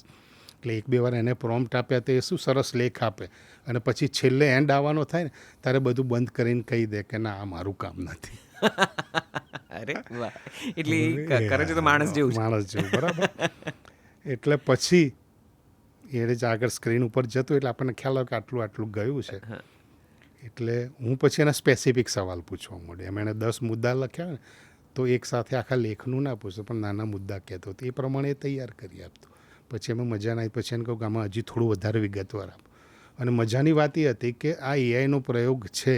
કાલે કોઈ ઉઠીને અમને ચેલેન્જ કરે કે તમે આ એઆઈમાં કર્યું જ નથી, તો મારા કોમ્પ્યુટર ઉપર એ સ્ક્રીનની વિડીયો બી બનતી હતી સાથે કે કાલે પ્રૂફમાં રજૂ થાય કે ભાઈ આ પ્રોમ્પ્ટ આપેલા છે, આ રીતે એ કામ કરે છે, આ લેખ તૈયાર થયા છે ને એ. અને મજાની વાત એ છે કે અમે તૈયાર કરી આપ્યા. પણ મેં જેમ કીધું એમ કે શીખતા વિદ્યાર્થી જેવો છે. એટલે એની ભાષા છે, એનું ગ્રામર જે છે અંગ્રેજીને અનુલક્ષીને હોય છે. એટલે એને સામેની વ્યક્તિને આપણે જે ભાષાનું જે કરતા છે એ સ્ત્રીલિંગ છે કે પુરલિંગ છે કે નાન્યતર જાતિ છે ખબર નથી. જ્યાં ખબર ના પડે ત્યાં નાન્યતર ભાષામાં લખી નાખે છે કે નોનું નું કરી નાખ્યું હોય, નાનું નું કરી નાખ્યું હોય, મારાનું મારું કરી નાખ્યું હોય, તેમની જગ્યાએ તેઓ કર્યું હોય. એટલે આવા નાના શબ્દો તમારે એ કરવા પડે. અને કોઈ જગ્યાએ એકાદ શબ્દ રહી જતો હોય કે ભાઈ સૂર્યનો રંગ છે પણ રાતો છે ક્યાંક રહી જતો હોય, એ તમને ખબર છે, કારણ કે બેઝિકલી ગુજરાતી માટે થયું જ નથી.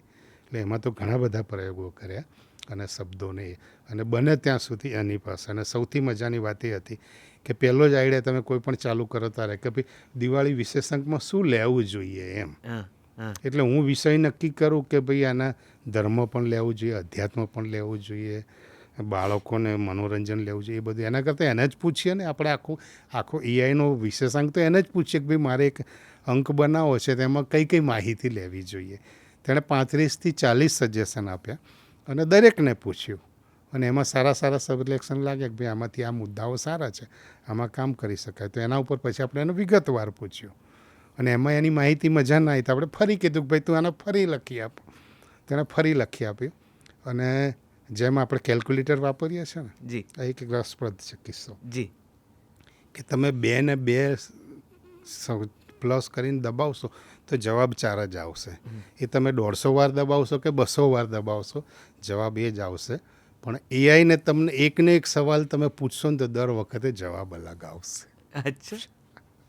બરાબર, કે આ મજાની વાત છે એની. કારણ કે દર વખત કેમ આવું કેમ થાય? હા. કારણ એની પાસે દર સેકન્ડે લાખો બીટ્સની સંખ્યામાં એનો ડેટા અપડેટ થતો રહે છે. રાઈટ. બરાબર, એટલે આ ક્ષણે જેમ નોલેજ હતું એના કરતાં થોડું વધી ગયું છે, એટલે પછી વધી કંઈક ગયું છે. વધારે આપે છે.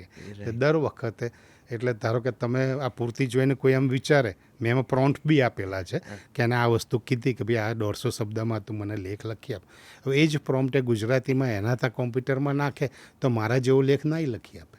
રાઈટ. એટલે આ વસ્તુ છે. એટલે જે કોપીરાઇટની વાત હતી ને, દરેક જગ્યાએ અલગ અલગ વસ્તુ આવશે. એટલે એમાં માથાકૂટ નહીં થાય. અને મને જે ગમ્યું આમાં કે એઆઈ પાસે અત્યારે જનરેટિવ પાવરમાં જે ઇમેજ ને વિડીયો જનરેટ કરવાની જે ક્ષમતા છે, ટેક્સ્ટને બાજુમાં મૂકી દઈએ, એ સિવાયના મલ્ટીમીડિયામાં ઓડિયો, વિડીયો અને પિક્ચર એલિમેન્ટમાં જે કામ કરવાની ક્ષમતા છે ને, અદ્ભુત છે. એમ તમે મારા ફેસબુક અને ઇન્સ્ટાગ્રામ ઉપર મને આર્ટનો શોખ છે, એટલે પેઇન્ટિંગ્સ બધા અલગ અલગ બનાવીને મૂકતો હોય છું.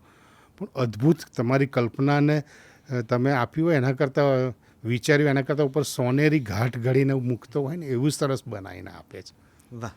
એટલે આમ એવું સમજીએ સર કે એઆઈથી હમણાં કોઈ ચિંતાજનક તો કશું કોઈ નથી. ચિંતાજનક તમારી નથી. ઇનફેક્ટ એનામાં થોડી વધારે હોશિયારી કેળવવાની છે અને એને યોગ્ય રીતે ઉપયોગમાં લેતા શીખવાનું છે. સાથે સાથે તમારે જવાનું છે. ઘણીવાર લોકો કહેતા હોય જ્યારે મોબાઈલ આવ્યો ને ત્યારે ટચ સ્ક્રીનવાળાને સ્માર્ટફોન આવ્યા ને ત્યારે કે આ સ્માર્ટફોન તો જેને અંગ્રેજી આવડતું હશે કે ભણેલા ગણેલા હશે ને એ જ વાપરતા હશે. આજે તમે ગામડે જાઓ તો સ્માર્ટફોન વાપરતા તમે જોઈ શકશો. બરાબર છે. કારણ કે એને ખબર છે કે આ આઇકોનથી જ કામ કરવાનું છે, કઈ રીતે કામ કરવાનું. અને 5 વાર નાના બાળકની જેમ તમે જુઓ તો ખબર પડે કે ભાઈ આ વસ્તુ શું બનવાની છે. બરાબર છે. બરાબર. તો એઆઈથી લોકો એમ વિચારતા કે મારી પાસે નોલેજ નથી, હું ભણેલો ગણેલો નથી ને એઆઈ હું વાપરી નહીં શકું. તમારે પ્રયત્ન કરવાની જરૂર. 5 વાર પ્રયત્ન કરો, 6ઠ્ઠી વાર તમને પોતાને ખ્યાલ આવી જશે કે તમારે શું કરવાનું છે ને કઈ રીતે કરવાનું, અને તમે એને લૂપ હોલ શોધી શકશો. નવી ટેકનોલોજી જ્યારે પણ દુનિયામાં ઇન્ટ્રોડ્યુસ થાય છે ત્યારે ત્યારે આ થોડા સમસ્યા ઊભી સમય થાય સુધી આ ફફડાટ બધાને રહેતો જ જુદી હોય રીતે રહે છે. છે. પણ આ વસ્તુ એવી છે કે કોઈના દ્વારા રોકાવાની નથી. વાહ. બરાબર. એ તમે ના પડે, ઇન્ડિયા ના પડે કે હું આનો બહિષ્કાર કરું છું, તો ચાઇનાવાળો ડેવલપ કરી નાખવાનો. અને આજની દુનિયામાં આ જે રેસવાળી દુનિયા છે ને, એમાં બધાને ભાગીને પહેલા નંબર જ રહેવું છે. રાઈટ. કોઈને છેલ્લે તો રહેવું જ નથી. એટલે આ વસ્તુ થવાની જ છે. સો એઆઈની અત્યારની મર્યાદા એ પણ છે કદાચ કે ગુજરાતી ભાષા સાથે હજી એ કે માતૃભાષા કે રિજનલ ભાષાઓ સાથે હજી એ એટલું કનેક્ટેડ નથી. હા, એટલે એ મોડેલ ઉપર આટલું બધું કર્યા પછી મને લાગ્યું કે ચેટ જીપીટી અને જેમ્બીની તમને ગુજરાતીમાં હજી ઉપયોગી થઈ શકે એવી છે. પણ એમાં જેમ મેં કહ્યું ને એમ કે એની ઓથેન્ટિસિટી કેટલી, એમાં આપેલી માહિતી કેટલી સાચી છે, એના તમારે એકવાર ચકાસણી કરવી પડે અને પછી તમે એનો ઉપયોગ કરી શકો. ઓકે. એ લેવલે બરાબર છે. અહીંથી જરા જુદા તરફ, જુદી દિશા તરફ જઈએ. આમ એઆઈ રિલેટેડ જ છે, પણ મારે આ પણ સમજવું છે કે એઆઈમાં તમે કીધું એ પ્રમાણે દેશ દુનિયા બધા જ એમાં કામ કરી રહ્યા છે અને પોતપોતાની રીતે આગળ ધસવાની કોશિશ કરી રહ્યા છે. અત્યારે એઆઈમાં કયા દેશનું પ્રભુત્વ છે અને ભારતનું સ્થાન એઆઈના હમણાં જ રિપોર્ટ આવ્યો ટેકનોલોજીમાં સ્ટેનફોર્ડ યુનિવર્સિટીનો, અને એમાં એમના સંશોધનથી લઈને ઇમ્પ્લિકેશન સુધીમાં ભારતનું 4થું સ્થાન હતું. અચ્છા.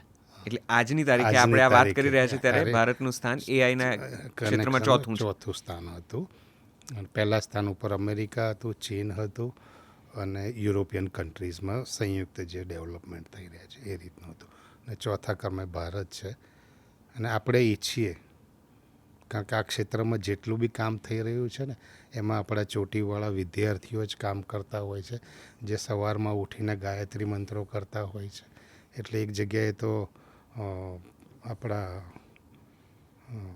ઝા સાહેબ હતા, એમણે વાત કરી હતી કે અમેરિકાને બીજો કોઈ ડર નથી. આપણા જે વિદ્યાર્થીઓ જે છે ને સવારે ઉઠીને ગાયત્રી મંત્ર કરે છે અને બપોરે લેપટોપ લઈને નોકરીઓ જાય છે, એની બીક છે કે છેવટે આ લોકો કંટ્રોલ ના કરી લે. એટલે એમનો કહેવાનો મતલબ એ હતો કે ભારતીય સંસ્કૃતિમાં જે ઉછેર થયેલો છે, આ ભારતીય લોકો પાસે એટલી કેપેસિટી છે કે આખું સોફ્ટવેર, હાર્ડવેર અને એઆઈને કંટ્રોલ કરી શકે એટલી કેપેસિટી છે. તો ભારત એઆઈનો ઉપયોગ કઈ રીતે કરી રહ્યું છે? આમ રાષ્ટ્રીય દ્રષ્ટિએ જોઈએ તો આપણને દરેક સેક્ટરમાં એનો, જેમ કે હેલ્થ સેક્ટર્સ છે તો એની અંદર આલ્ફાગો કરીને એક સોફ્ટવેર હતું કે જે પ્રોટીન સ્ટ્રક્ચર તમને બનાવી આપતું હતું.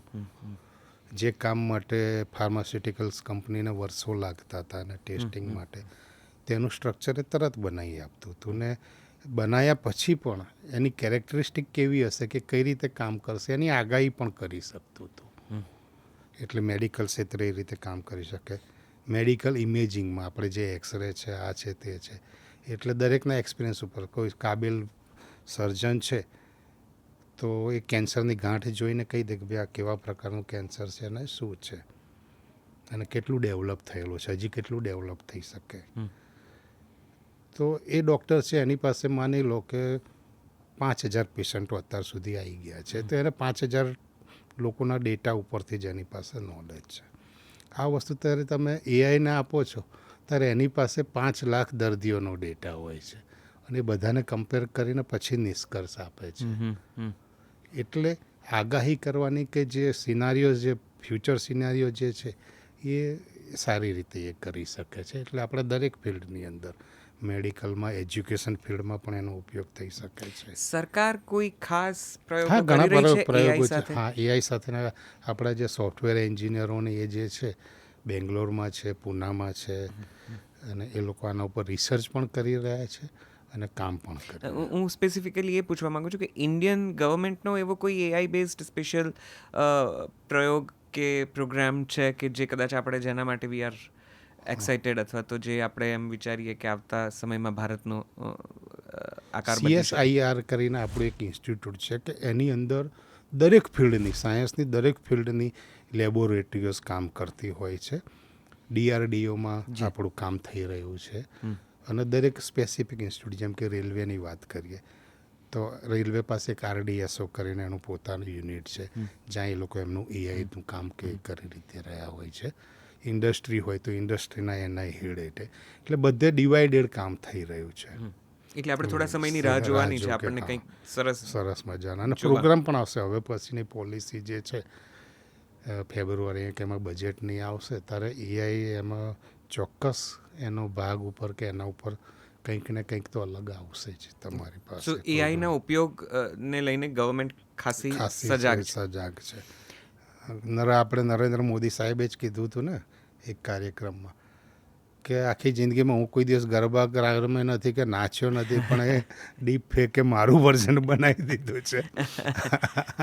એટલે આ એક અદ્ભુત વસ્તુ છે. આ ડીપ ફેક એ એઆઈનું જ ડીપ ફેક છે એકચ્યુઅલી એઆઈનો ઉપયોગ કરીને કરવામાં આવતું કામ છે અને બેઝિકલી એ જે ઇમેજિંગ છે, આમ વિડીયો બીજું કંઈ જ નથી, 10-25 ઇમેજ છે સિક્વન્સમાં ગોઠવેલી હોય છે. બરાબર છે. તો એની અંદર ચહેરા સાથે ચહેરો કઈ રીતે મેચ થાય, લાઇટિંગ સાથે લાઇટ કઈ રીતે મેચ થાય, કે કલર સાથે કલર કઈ રીતે મેચ થાય. આજે તમે 2 કેમેરાથી રેકોર્ડિંગ કરો છો, દરેક બેઉનું કલર આઉટપુટ અલગ હશે. રાઈટ. બરાબર છે. તે બેને એક સરખું કઈ રીતે કરવું, તો એ કામ એઆઈ કરી શકે છે. કે તમે તો એની ભેદરેખા પારખી ના શકો કે આના ચહેરાની ધાર ક્યાં પૂરી થાય છે અને આની મૂછો ક્યાં પૂરી થાય છે. બરાબર. આ જૂની મૂછ છે, જૂની વ્યક્તિની છે કે નવી વ્યક્તિની છે, ખ્યાલ ના આવે તમને. તો એઆઈ સામાન્ય માણસે આ ક્ષેત્રમાં આગળ વધવું હોય તો આ જ્યારે આ સાંભળી રહ્યો છે ત્યારે તમે એને કયા દિશા સૂચન કરવા માગશો કે એઆઈ તરફ આગળ વધવું હોય, અથવા તો એઆઈનો યોગ્ય ઉપયોગ હવે પછીના જીવનમાં શીખવો અથવા સમજવો હોય તો એણે શું કરી લેવું જોઈએ, શું ભણી લેવું જોઈએ, કોઈ ખાસ કોર્સ કરી લેવો જોઈએ, કોઈ ક્રેશ કોર્સ અવેલેબલ છે, કઈ રીતે આગળ વધવું? અમારો જમાનો એવો હતો કે ભણવા માટે પુસ્તકો અવેલેબલ નહોતા થતા. આજે એવો જમાનો આવ્યો છે કે યુટ્યુબ ઉપર તમે જે સવાલ કે સબ્જેક્ટ લખો ને એના ઉપર તમને ફ્રી વિડીયો મળે છે અને થોડા તમે પૈસા ખર્ચવા માગતા હોય તો તમને પેઇડ વર્ઝનના સોફ્ટવેરના કોર્સિસ મળે છે. એટલે તમે જે વાત કરી કે માણસે કઈ રીતે એનો ઉપયોગ, તો પહેલી વસ્તુ એ છે કે તમારે કઈ રીતનો એનો ઉપયોગ કરવાનો છે. હું બિઝનેસમેન છું તો મારે બિઝનેસમાં કઈ રીતે ઉપયોગ કરવાનો છે એ તમને ખ્યાલ હોય તો તમે એક ક્ષેત્રમાં એ રીતે આગળ વધી શકો. વિદ્યાર્થીથી લઈને તમારે પ્રોફેસર બનવું છે તો તમારે એ રીતે, તમે સાયન્સના વિદ્યાર્થી છો અને તમારે સાયન્ટિસ્ટ બનવું છે તો તમે એ રીતે ટ્રેનિંગ લઈ શકો છો. બેઝિકલી જે સીધીને સરળ વાત કરીએ ને તો એઆઈ તમને ટેક્સ બેઝમાં મદદ કરી શકે છે, જ્યાં ટેક્સ તમે કરતા હોય, અને મલ્ટીમીડિયામાં પિક્ચર બેઝ મદદ કરી શકે છે, ઓડિયો બેઝ મદદ કરી શકે છે, અને આ ચારેય વસ્તુને ભેગી કરવામાં એ કરી શકે છે. વાહ. બરાબર. તો તમે જો લેખક છો તો તમારે ખાલી માત્ર ટેક્સ સાથે જ કામ કરવાનું, તો ટેક્સને અનુલક્ષીને જે કંઈ હોય એના ઉપર તમે કોર્સ કે કરી શકો.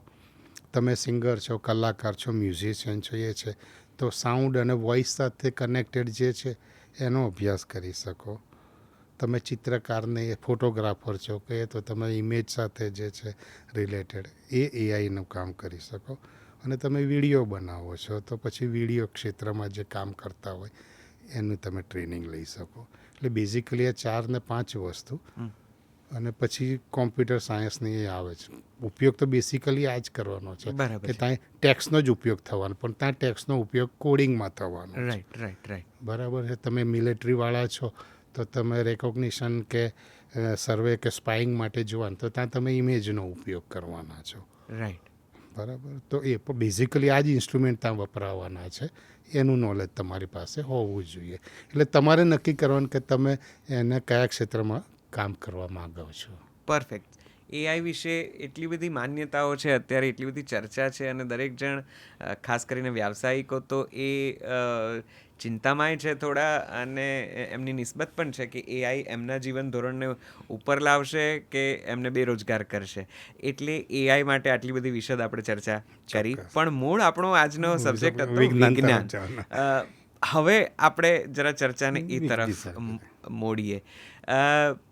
તમે વિજ્ઞાનના વિશદ અભ્યાસુ છો, અને તમે મેં કીધું એ પ્રમાણે શોખથી આ સબ્જેક્ટમાં આગળ ઊંડા ઉતર્યા છો. વર્ષોથી ગુજરાત સમાચાર જેવા માતબર અખબારમાં વિજ્ઞાનની કોલમો લખો છો, અને હવે તો વિજ્ઞાનનું બહુ મોટું સેક્શન આપ સંભાળો છો, અને એમાં જાતની શોધ અને ડિસ્કવરી અને દરેક વિશે વાત કરો છો. વિજ્ઞાન એક સમયે એવું હતું કે જે પણ બાળકો 10મું 12મું પાસ કરે એટલે એમને એમ જ હોય કે સાયન્સમાં જવું છે, અને એન્જિનિયરિંગ કરવું છે કે મેડિકલ કરવું છે, અને વિજ્ઞાનની એક વખત સમાજ પર ખાસો પ્રભાવ હતો, ખાસ કરીને 80-90ની આખી જનરેશન કે 2000 અર્લી 2000 સુધીના. અત્યારે વિજ્ઞાનને સામાન્ય વ્યક્તિ કઈ રીતે જોઈ રહ્યું છે? તમારો આટલો લાંબા ગાળાનો અનુભવ શું કહે છે? વિજ્ઞાન સમાજ જીવનને કેટલું બદલી રહ્યું છે? સમાજ વિજ્ઞાનને કેટલું બદલી રહ્યું છે? વાત બહુ સારી છે. બેઝિકલી તમે જોવા જાઓ ને તો એ કોઈ પણ પ્રકાર હોય, ભણવાનો કે એનું, એ દરેકની અંદર વિજ્ઞાન તો છે જ. આપણે અહીંયા પ્યોર સાયન્સની વાત કરીએ કે રસાયણશાસ્ત્ર કે ભૌતિક શાસ્ત્ર કે, તો શિક્ષણના ક્ષેત્રમાં હવે સાયન્સની કોલેજોમાં વિદ્યાર્થીઓ પકડીને લાવવા પડે ને એવી સ્થિતિ છે. રાઈટ. એટલે વિજ્ઞાનમાં કોઈને રસ નથી રહ્યો. ટેકનોલોજી આગળ જતી જાય એમ લોકો એ દિશામાં વિચારે છે. એટલે અત્યારે લોકો information technology, computer science, AI એ રિલેટેડ જે છે, મોબાઈલ છે કે સોશિયલ મીડિયા વધારે વાપરતા થયા છે, તો એનું ફ્રન્ટ એન્ડ ને બેક એન્ડના પ્રોગ્રામિંગને એને લગતું કે જ્યારે શરૂઆત થઈ ને 1997ની આસપાસ ઇન્ટરનેટ લોકપ્રિય બન્યું હતું, ત્યારે વેબસાઇટ ડેવલપમેન્ટ ને HTML ને જાવા સ્ક્રિપ્ટ ને એમાં લોકોનો ઇન્ટરેસ્ટ વધી ગયો. C++ ને આ તે બરાબર છે. હવે આખું બદલાઈ ગયું છે. હવે સિનારીઓ લોકો સિક્યોરિટીઝ ઉપર ને એને ઉપર જઈ રહ્યા છે. અને બીજો સિનારીઓ શું બદલાઈ રહ્યો છે, હું તમને મારા લાઈફનો ઘટના છે એટલા માટે કહું કે એક સમય એવો હતો કે એક સોફ્ટવેર છે ને એક વ્યક્તિ જ બનાવી નાખતી હતી. ફોટોશોપ કરીને ફેમસ સોફ્ટવેર જે છે એ ફોટોશોપ બનાવવાનું હતું ને તો 5 માણસ અડોબી નદીના કિનારે એક ફ્લેટની અંદર મહિનાનો સામાન ભરીને જતા રહ્યા હતા, અને 5 માણસોએ ભેગા થઈને આખો એડોબનું ફોટોશોપ સોફ્ટવેર બનાવ્યું હતું. બરાબર. પછી એવું બન્યું કે અત્યારે ફોટોશોપના જેટલા બી કમાન્ડ છે ને, એ એક કમાન્ડ પાછળ ઓછામાં ઓછી 25થી 30 સોફ્ટવેર લખનારા સાયન્ટિસ્ટથી માંડીને કોડર એમાં કામે લાગેલા હોય છે. એટલે જે કામ પહેલાં 5 માણસ કરતા હતા ને, હવે એ જ કામ પાછળ આખા સોફ્ટવેર માટે 5000 માણસો કામ કરી રહ્યા છે. રાઈટ. તો આ બદલાય છે, આ દિશામાં બદલાયું છે. કારણ કે દરેક સ્પેસિફિક પોઈન્ટ ઉપર લોકો ફોકસ કરી રહ્યા છે. બરાબર છે. કેમ કે જેમ સમય જતો જાય ને એમ માણસની જરૂરિયાતો બદલાતી જાય છે. બરાબર છે. બરાબર. અને એ પ્રમાણે તમારે એમાં સુધારા લાવવા પડતા જાય છે. અને સુધારા કેમ, તમે દર વર્ષે ઘણીવાર લોકો પૂછે કે સાહેબ આ દર વર્ષે સોફ્ટવેર શું કરવા અપડેટ કરતા હશે? તો એ છે કે પહેલી વસ્તુ અપડેટ એટલા માટે કરે છે કે જે જૂની ભૂલો હોય તેને સુધારી શકાય, કે એનું કામ સારું થઈ શકે. બીજું એટલા માટે કે સમય જતાં છે ને તમારી રિક્વાયરમેન્ટ બદલાતી જાય છે, અને એને ઉમેરવા માટે એ લોકોને અપડેટ રહેતા રહેવું પડે. અને ત્રીજી મુખ્ય વાત એ કે જો અપડેટ ના રહે ને તેનો પ્રતિસ્પર્ધી છે ને એનાથી 2 ડગલા કૂદીને આગળ જતો રહેવો. બરાબર છે. એટલે એના માટે એને અપડેટ કરતા રહેવું પડે છે. આ જ વસ્તુ સામાન્ય સોફ્ટવેરને લાગુ પડે છે, એ જ વસ્તુ મનુષ્યને લાગુ પડે છે કે તમારે તમારી જિંદગીમાં તમારા મકસદને, તમારી મંજિલને, તમારા હેતુને, તમારા ધ્યેયને ધ્યાનમાં રાખીને સતત અપડેટ થતા રહેવું પડશે. બરાબર છે. જો તમે નહીં અપડેટ રહો તો તમે ફેંકાઈ જશો. આ વસ્તુને ખાસ વાત વિજ્ઞાનની કરવાની હતી કે આપણી પાસે સારું વિજ્ઞાન શીખવનારા શિક્ષકોનો અભાવ છે. અને બીજી વસ્તુ છે કે જે એકદમ બારીક જે ડિફરન્સ ખબર પડવો જોઈએ ને એ સમજાવનારા ઓછા છે, કે જેને પાયાનું નોલેજ હોય. બરાબર. અત્યારે એવું છે, તમે જોયું હોય કે દર વર્ષે શિક્ષકો હોય છે, એનું જનરલ નોલેજ તમે તપાસો ને તો ઘણીવાર એવું બને છે કે વિદ્યાર્થી કરતાં શિક્ષકનું આઈક્યુ લેવલ તો ઓછું હોય છે, એનું નોલેજ પણ ઓછું હોય છે. કારણ કે વિદ્યાર્થીઓ છે એ પાસે ફ્રી ટાઈમ વધારે છે, એ યુટ્યુબ જોવે છે, લેખ વાંચે છે, છાપા વાંચે છે. એ તારે પેલો નવો પરણેલો છે, ઘરે નવી વાઈફાઈ છે, હનીમૂન માટે જવાનું છે, એને અપડેટ રહેવાનો ટાઈમ જ નથી. એટલે આ પરિસ્થિતિ બને છે. બરાબર છે. પણ કહે છે ને કે મન હોય તો માળવે જવાય, એમ કે વ્યક્તિ પોતે નક્કી કરે કે મારે આમ કરવું છે તે પહોંચી શકે દુનિયામાં. મારી વાત કરું તો મારા ફાધર બે અભણ હતા, એ કંઈ જ નહોતા જાણતા. બરાબર. અને મેં જે દુનિયા જોઈ છે તારે એ કલ્પના પણ નથી કરી કે હું આ દુનિયા છોડીને આ દુનિયામાં જઈશ. રાઈટ. તો એ માણસ ઉપર પોતાના ઉપર છે. તો અત્યારે સમાજ વિજ્ઞાનમાં રસ લઈ રહ્યું છે, કારણ કે તમે કીધું એ પ્રમાણે કે વિજ્ઞાન પ્રવાહમાં હવે વિદ્યાર્થીઓ જડતા નથી. સાયન્સની જેટલી પણ બીએસસી કે એમએસસીની કોલેજોમાં છે, સીટો ખાલી રહે છે. સ્વાભાવિક રીતે કોલેજો પણ વધી છે, એ બરાબર છે, પણ એક સમયે જ્યારે લોકોનો ધસારો હતો ત્યાં આજે કોઈને એમાં જવું નથી, બધાને કદાચ કોડિંગ કરી લેવું છે કે એવું કંઈક શીખી લેવું છે અને ફટાફટ જોબ લઈને સારા પગારો ઉપર પહોંચી જવું છે.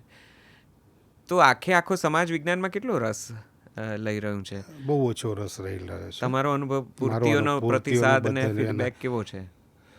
ચોક્કસ એક વર્ગ ઊભો થયો છે જેને વિજ્ઞાનમાં રસ છે, બાકી સામાન્ય પ્રજાને રસ નથી. અને એની પાછળ આપણે જ જવાબદાર છીએ કે આપણે એને એ દિશા કે બારી ખોલીને આપી જ નથી કે એ નજરે વિચારતો થાય કે વિજ્ઞાન તરફે વિચારી શકે. તમે તો સાહિત્યના અભ્યાસો છે એટલે મારે કહેવું જોઈએ કે ગુજરાતી સાહિત્યની અંદર તમે કોઈ વિજ્ઞાન વાર્તા લઈને જાઓ ને તો એ કેમ કે આને તો સાહિત્ય ના ગણાય, વિજ્ઞાન વાર્તા તો સાહિત્ય થોડું જ. કોઈ રહસ્ય કથા લઈને જાઓ ને તો એમ કે આ રહસ્ય કથા તો સાહિત્ય થોડું છે. કોઈ સસ્પેન્સ કે ક્રાઇમ સ્ટોરી લઈને જાઓ ને તો ક્લાસિકલ તમે કંઈ લખ્યું છે, માનવીય મૂલ્ય ઉપર લખ્યું છે તો એને લિટરેચર ગણાય, બાકી લિટરેચર ના ગણાય. 2 પ્રકાર પાડી દીધા છે એમણે, એક ક્લાસિકલ લિટરેચર અને એક પોપ્યુલર લિટરેચર. ક્લાસિકલ બહુ ઓછા લોકો સુધી પહોંચે છે, જે પહોંચે છે એ પોપ્યુલર લિટરેચર પહોંચે છે. ગુલશન નંદા બધા સુધી પહોંચી શકે છે, હેમિંગવે બધા સુધી પહોંચતો નથી. બરાબર છે. એક સમય એવો હતો કે કહેવાતું હતું કે ભાઈ તમે રાજેશ ખન્નાને ફિલ્મોમાં લો અથવા તો ગુલશન નંદા જોડે તમે સ્ટોરી લખાવો તો તમારી ફિલ્મ હિટ જશે. બરાબર છે. એ જમાના પછી આપણે સલીમ જાવેદ તો આ વસ્તુ બને છે. એટલે એક એવું થઈ ગયું છે. આવું કેમ બને છે એના ઉપર વિચારીએ ને તો આપણને એમ લાગે કે આ પોપ્યુલર છે ને એટલે બહુ સામાન્ય લખેલું છે માણસે, અને પેલું ક્લાસિક છે કંઈક અલગ લખેલું છે, હટકે છે, એ કોઈ દીવાને ખાસ છે. અને આ બધું જે છે પોપ્યુલર એ દીવાને આમ માટે છે. પણ ખરેખર એવું છે ને, દુનિયામાં સૌથી વધારે થ્રિલર્સ વંચાય છે આજની તારીખે. દુનિયામાં સૌથી વધારે સાયન્સ ફિક્શન આજે વંચાય છે. જી દુનિયામાં સૌથી વધારે ફિલ્મો આ જ સબ્જેક્ટ ઉપર બને છે. જી જી જી અને જોવાય છે અને બોલિવૂડમાં અઢળક આ જ કમાણી વસ્તુમાં કરે છે. અઢળક કમાણી કરે છે. અને તમે એનો છોછ રાખો છો કે આને તમે સાહિત્ય ના ગણી શકો, આને એટલી ક્લાસિક બહુ ના મોટી ગણી શકો. વિડંબના છે કે માર્વેલની કોઈક સરસ મજાની સાયન્સ ફિક્શન કે ઇમેજનરી વર્લ્ડ જે એમણે વિજ્ઞાનની મદદથી કે ટેકનોલોજીની મદદથી ક્રિએટ કર્યું છે એ જોવા માટે આપણે સખત રીતે ઉમટી પડીએ છીએ, પણ એ દિશામાં કે આવું કંઈક કરવું છે એવું એ દિશા કોઈને વિચારનારા નથી. જનારા બહુ ઓછા છે. અને એટલા માટે જ મારો અનુભવ કહું તો સોશિયલ મીડિયામાં એવું બનતું હતું કે હું મારી પોસ્ટને એ મૂકું ને તો વિજ્ઞાન જે સમજતા નહોતા ને એ કોમેન્ટ કરવા આવી જતા હતા. અને આમાં તો આવું ના હોય, એમ હોય એની વાત ના કરે, આમાં આવું ના હોય. એટલે છેવટે પછી મારે એને પ્રાઇવેટ ગ્રુપ કરી નાખવું પડ્યું. અને મેમ્બર રિક્વેસ્ટ મોકલે ને તો પહેલાં હું એનો બાયોડેટાને એ જોઈ લઉં કે એનું ફિલ્ડ શું છે, ખરેખર ઇન્ટરેસ્ટ છે. કારણ કે દરેક પાસે સમય મૂલ્યવાન છે. હવે 5 મિનિટ બગાડીને કોઈ તમારી ફેસબુકની પોસ્ટ જોતો હોય ને તમે ફાલતુ કોમેન્ટોમાં એ માણસ અટવાઈ જાય તો કોઈ મતલબ નહીં. વિજ્ઞાનનો ત્યાં કંઈ મતલબ જ પેદા નથી થતો. તો વિજ્ઞાનને થોડું વધારે લોકપ્રિય બનાવવા, થોડા વિદ્યાર્થીઓને એમાં રસ લેતા કરવા શું કરવાની જરૂર છે? કોઈ સામાન્ય નાનકડું બાળક હોય જે ફિલ્મોથી, મોબાઈલથી અત્યારે તો દોરવાયેલું છે, એ જીવો થોડોક સમજતો થાય ત્યાં સુધીમાં તો યુટ્યુબ પર કાર્ટૂન ને પછી ફિલ્મો ને પછી જાત જાતનું કોન્ટેન્ટ જોતો થઈ ગયો છે. તો એને વિજ્ઞાનમાં રસ લેતો કેવી રીતે કરીશું? આપણે શું કરવું જોઈએ કે જેથી એક મા બાપ તરીકે કે આપણે નવી પેઢી તરીકે આપણે સમજી લો કે એ સાયન્સ ફિક્શન જોઈ રહ્યો છે કોઈ પણ પ્રકારનું, તો એને જોયા પછી એને મનોરંજન માટે નહીં પણ નોલેજ માટે એનો કયો પોર્શન કામ લાગ્યો એ આપણે એને સમજાવવું પડશે. એ ઇન્ટરસ્ટેલર જોઈ રહ્યો છે તો મજા આવે છે, બરાબર છે, પણ એ ઇન્ટરસ્ટેલરના ગેલેક્ટિક કયા રૂલ્સ કામ કરે છે, કે સ્પેસશિપ બનાવ્યું છે તો એની પાછળ કઈ ટેકનોલોજી કામ કરે છે, કયું સાયન્સ કામ કરે છે, એ સમજાવવું જોઈએ. એક બહુ સરસ વાત કરી હતી કે સ્પેસ શટલ અમેરિકાએ બનાવ્યું હતું. એનો એક અંતરિક્ષ યાત્રી હતો. એ આર્થર ક્લાર્કના પુસ્તકો વાંચીને આ ક્ષેત્રમાં આકર્ષાયો હતો અને આકર્ષાયા પછી એમાં એ અંતરિક્ષ યાત્રી બન્યો. પછી એણે પોતાની આત્મકથા લખી.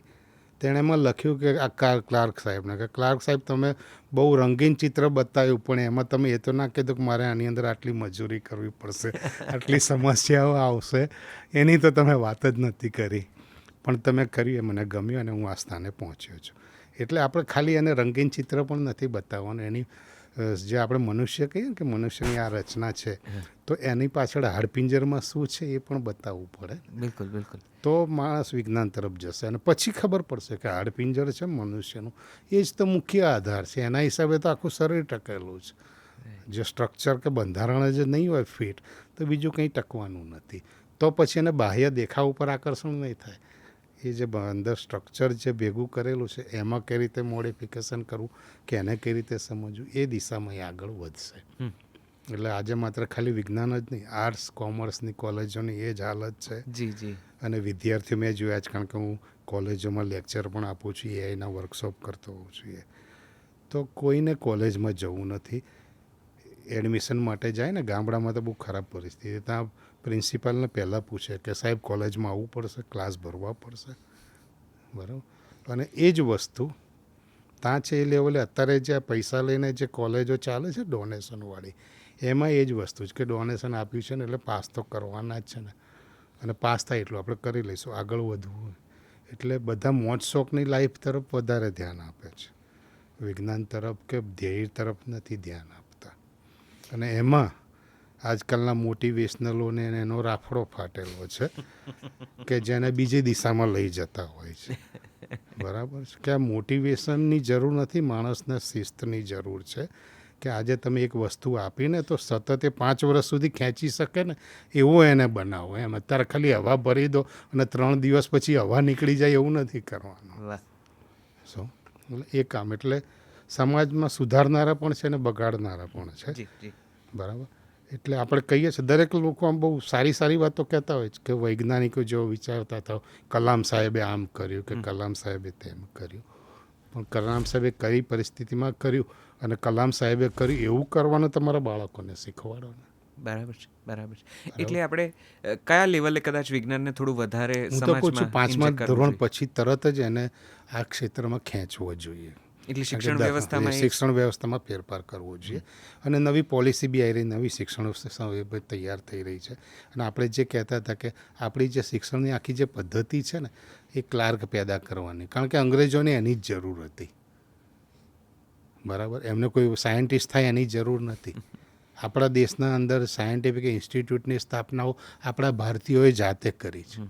નો ડાઉટ અમુક સારા અંગ્રેજો હતા જેને ભારતીય પ્રત્યે પ્રેમ હતો, એમણે એવી સંસ્થાઓ ઊભી કરી. બરાબર, પણ એવા 100માંથી 1 કે 2 જ તમને નજરે પડે. બરાબર, બાકી તો આપણા ટાટાના હતા કે એના સહયોગથી, બિરલાના સહયોગથી, જે આગળ ઉમી બાબાએ કે એ લોકોની જે મદદથી આપણી સંસ્થાઓ પેદા થઈ, એનાથી આપણે આગળ આવ્યા છે. અને ભારત આઝાદ થયું એ પહેલાં આપણે વૈજ્ઞાનિક સંશોધનમાં કૂદી પડેલા હતા. એક ચર્ચા આ આઝાદી અને એના પહેલાંની છે, તો એક ચર્ચા પેરેલલ આ ચાલે છે કે આપણા ધર્મમાં, આપણા સંપ્રદાયમાં તો ઘણી બધી શોધ જુદી જુદી રીતે થયેલી જ છે. આપણે કોઈ પણ ટેકનોલોજી નવી રીતે જોઈએ, જાણીએ એટલે આપણો પહેલો અંદરનો ભારતીય કૂદી પડે છે કે અમારે ત્યાં તો આ હતું જ, કે આપણે ત્યાં તો આ હતું જ. અને હવે જ્યારે જુદી રીતે યુટ્યુબ પર વિડીયોઝ ને બધું જોવા જાણવા મળે છે, હવે થોડું વધારે એક્સપોઝ થઈ રહ્યું છે એ બધું, ત્યારે આપણને ખબર પડે છે કે શાસ્ત્રમાં કોઈક ઠેકાણે આ લખ્યું હતું કે કોઈક એક વેદમાં આ પ્રકારની સંભાવના હતી, આપણે એનું ઇન્ટરપ્રિટેશન ન કરી શક્યા, વગેરે વગેરે. એટલે વિજ્ઞાનના ઘણા બધા છેડા આપણા વેદો, શાસ્ત્રો, પુરાણોમાંથી નીકળે છે. તો પછી આપણે ક્યાં ચૂકી ગયા છીએ? આપણી પાસે એ જો બધું જ હતું તો ક્યાં ખોવાઈ ગયું? અને વિજ્ઞાન એ બધું ખોવાયેલું અત્યારે કઈ રીતે, આજનું વિજ્ઞાન એ બધું ખોવાયેલું અત્યારે કઈ રીતે પાછું મેળવી લેવાનું છે? આમાં 2 દ્રષ્ટિકોણ કામ કરે છે. આપણે 2 દ્રષ્ટિકોણની વાત કરીશું. ઇતિહાસનો મારા અભ્યાસ છે એટલા માટે કે 10મી સદી સુધી છે ને આપણે ત્યાં જ્ઞાનનો બહુ મોટો પ્રસાર થયો. એ પછી મુસ્લિમ આક્રાંતાઓ આવ્યા, તે આવ્યા. કહેવાય છે કે કોઈ પણ સભ્યતા હોય કે સંસ્કૃતિ હોય તો એનો વિનાશ કરવો હોય તો તમારે શું કરવાનું? તેની જે નોલેજ સિસ્ટમ છે ને પહેલાં એને તોડી નાખવી પડે. એટલે પહેલું કામ એ લોકોએ આપણી તક્ષશિલા અને નાલંદાની જે વિદ્યાપીઠો હતા એને બાળી નાખવાનું કર્યું. એ બધું જૂનું ભૂંસી નાખશે તો નવું લોકો સ્વીકારશે ને. એટલે આ પ્રયોગો થયા. આપણે ઇતિહાસ શીખવાડીએ છીએ, આપણે એ દ્રષ્ટિકોણ શીખવાડે છે કે આપણે ગુલામીમાંથી કઈ રીતે આઝાદ થયા. આજનું એ શીખવાડાય છે. હકીકત એ નથી. એ શીખવાડવું જોઈએ કે આપણે ગુલામ જ શા માટે થયા, પહેલાં એ શીખવાડવાની જરૂર છે. જો ગુલામ જ ના થયા તો સ્વતંત્રતા તરફ જવાની જરૂર જ ના પડી હોત ને. તો ગુલામ આપણે શા માટે થાય એ માટે વિચારવાનું હતું.